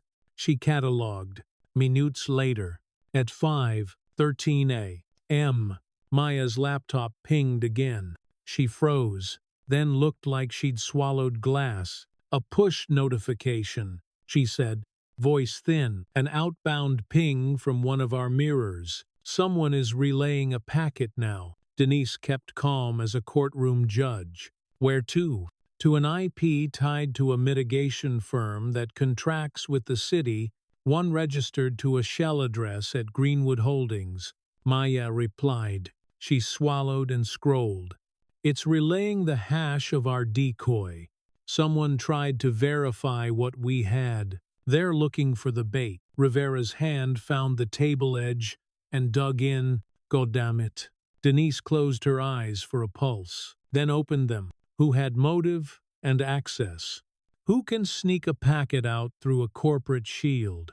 Hegese moved slow, methodical, until it landed. "Janet gone," Davis said suddenly, the memory surfacing. "Device offline since we left Carla." What if she was the mole? If she got spooked, she moves fast. Maybe she sold us out and ran. Maybe, Denise said, but she didn't sound convinced. Maybe Janet got scared. Maybe Janet was pushed, but the leak went out from inside the house. The packet matched our mirror. Someone inside touched the decoy. Someone inside kicked the relay. Maya's fingers flew, fingers a blur on keys. "I can trace the relay hop. Give me minutes." Minutes ticked. Outside, the sky paled the way bruises do. Dawn had teeth tonight. At 5:48 a.m., the house phone rang thin, proprietary, the kind you kept disconnected for a reason. Denise answered. A clipped voice came soft and mechanical. "You have until 6, it said. If you move, people get hurt." Denise didn't flinch. She let the call go to voicemail and replayed it once, twice. The line was scrambled clean. The voice was a man's and not Rains's. It had an edge, like someone reading from a script that had been rewritten in a hurry.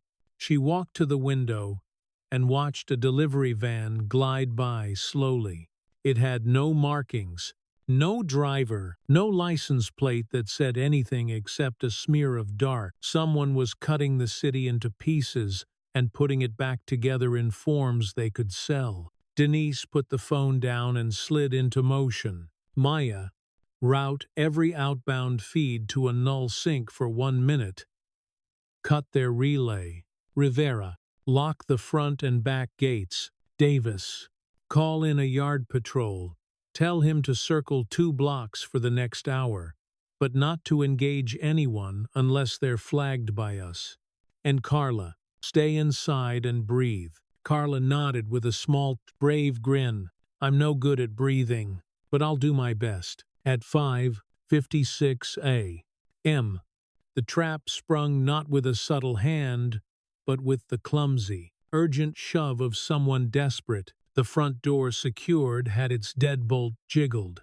A man's silhouette filled the porch camera, then vanished. A dropped glove lay in the wet leaves. Denise's eyes flicked to the table. The unsigned order was gone. No, Maya began. Denise was already moving. She grabbed her jacket, phone, and the decoy USB and bolted. They piled into 2 cars, Rivera taking the lead. Davis at Denise's shoulder. Maya stayed behind to feed looped footage to the mirrors, palms trembling, eyes flat with concentration. They cut the distance to the porched house in 3 minutes. The unsigned order lay on the stoop, wind-tattered.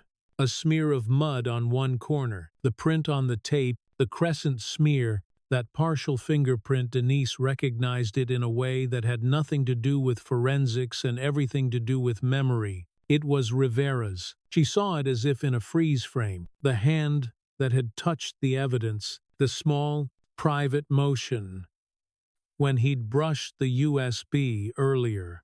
The flinch.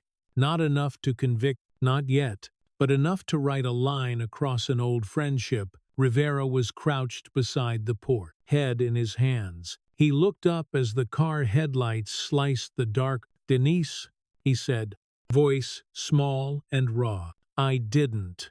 "You touched the order," she said. The sentence, a scalpel. "I touched the tape to see if anyone had cut it," he said. "I didn't take it." "God, you have to believe." The air smelled like wet leather and bad excuses. Davis tightened his jaw. Maya's breath came punched out in ragged gusts. "Where's the order?" Denise asked. Rivera looked at the wet paper on the stoop, then away. "It was on the stoop when I came back from checking the fence. He folded in on himself like a man whose spine had been pressed through." Denise stepped closer than she ever had, close enough that she could read the worry in the depth beside his eyes. "You were seen on the camera. You were the one who brushed the USB. You spooked the packet routing because what? Rivera. You wanted them to see, to warn them." Her voice, controlled, had a thread in it like a wire ready to snap. Rivera's face bled into something softer than anger or shame. It was fear so close to resignation. It looked like a confession. "You think I sold the ledger?" he asked. "Do you know what they did to me? To my family?" Denise's chest tightened. "Tell me." He swallowed. "My son, he's on New Horizon probation. Because of a theft they called legitimate. He can't pay the fees. They threatened to revoke his parole if I don't keep quiet. If I don't look the other way. They said they'd take everything. I tried to stall, to get you the ledger without." His voice broke. They made it personal. Silence pooled like rainwater. Davis's hand found Rivera's shoulder with the awkward firmness of a man who wanted to steady but had only fury. "You should have told us," he said, each word a small stone. Rivera's eyes burned. "You don't understand," he said. "He'd take my boy." Denise's fingers curled into fists. The moral geometry of the city greed made legal, threats made procedural, folded itself in front of them. "You were checking the bag," Denise said slowly. "You nudged the decoy. Why hand the unsigned order to the stoop?" Rivera's shoulders slumped. "They needed to know if we'd file at 6. I thought if I could get them to move the order, it would show who was watching." His voice fell to a whisper. "I thought it would open a window to chase them. I didn't." He stopped because he could not make his own excuses hold. Denise felt the trap's lever shift under her hand. The thing Rivera had tried to do, mislead their enemies, had become the very path that made him look guilty. He'd reached for a course of action that felt like courage and made it a crime. "Sit," Denise said. Rivera obeyed like a man who had been told to kneel. "Maya, lock this. Record everything. Davis, stay with him." Maya's camera hummed, a small mechanical altar. Davis sat across from Rivera, not to threaten, but to hold him with the only thing he had left, presence. Denise looked down at the unsigned order, flapping on the stoop under the porch light, sodden and blanked out like a failed script. her breath fogged in the air, quick as the city's pulse. "We'll deal with motive later," she said. "Right now, we secure the evidence, and we do it clean. No more touches, no more guesses. We do it by the book." Rivera nodded. Shame and relief mingled on his face. "I'll sign the custody chain. I'll put my name to it. You'll tell the lab everything," Denise said. "Every pressure, every threat, every name. We call in internal affairs and the DA's office. We bring the whole goddamn house down. But we do it so they can't gaslight us." He looked like a man told to climb. "You'll help my boy," he whispered. She reached across, and, against the hum of cameras and the quiet that settled like powdered snow, she set her hand, brief and firm, on his. "We'll do what we can. But this isn't a private deal. We fix it in public." Outside, the sky bled to a lighter gray. Sirens sounded far off, like the city remembering its teeth. Dawn was fewer than 20 minutes away. Denise turned to Maya. "File the mirror of the relay. Then send it to Walsh and the DA. We go to court with everything. No leaks, no theater, and prepare the motion to freeze the accounts tied to Greenwood Holding." Maya's fingers were steady now. "Done." Denise looked at Rivera, then at Davis, at Carla, at the laptop screens, at the decoy USB that had not, in the end, been the thing taken, but the spark that forced truth into the open. "We pay the price, together," she said. "But we don't look like thieves hauling one another through the mud. We look like people who kept receipts." Rivera's lips twitched. "I should have told you." "You did tell me," Denise said. "You told me tonight." The porch light creaked. In the hush that followed, someone somewhere started a car. Engines wake and awakenment sound similar when a city is about to be served. Denise pocketed the signed strip, the print, the tape, the bruised pieces of trust. She put the decoy USB back into her jacket and locked her hands over it, as if holding a heart. "Bring the dawn," she said softly. And for the first time since the cuffs, her voice broke only once. They stood together, a ragged troop in the graining light, ready to take the fight out of the room and into the daylight, where records have teeth and the law fragile and halting, though it is still asks questions. In the end, Denise's story reminds us of something timeless. Justice is not handed down from marble halls or shining podiums. It is built, case by case, by people willing to stand when it would be easier to stay silent. We've all seen moments when speaking up felt too costly, whether at work, in our families, or in our communities. But silence, as the old saying goes, is its own kind of consent. And when we dare to name the wrong, we make space for the truth to breathe. This lesson isn't just about courtrooms or badges. It's about the courage to confront toxic relationships, to challenge prejudice when it walks into the room, to remind ourselves and others that self-respect is not negotiable.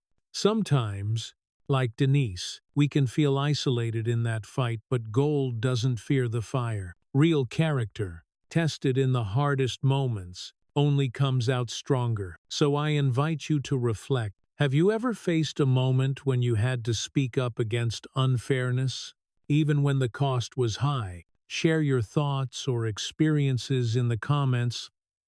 I'd love to hear your stories. If this message resonated with you, give it a like to help more people see it, and subscribe so you won't miss the next story of courage and consequence. May you carry with you a little more strength for the road ahead, and may peace and hope find their way back into your days, even after storms.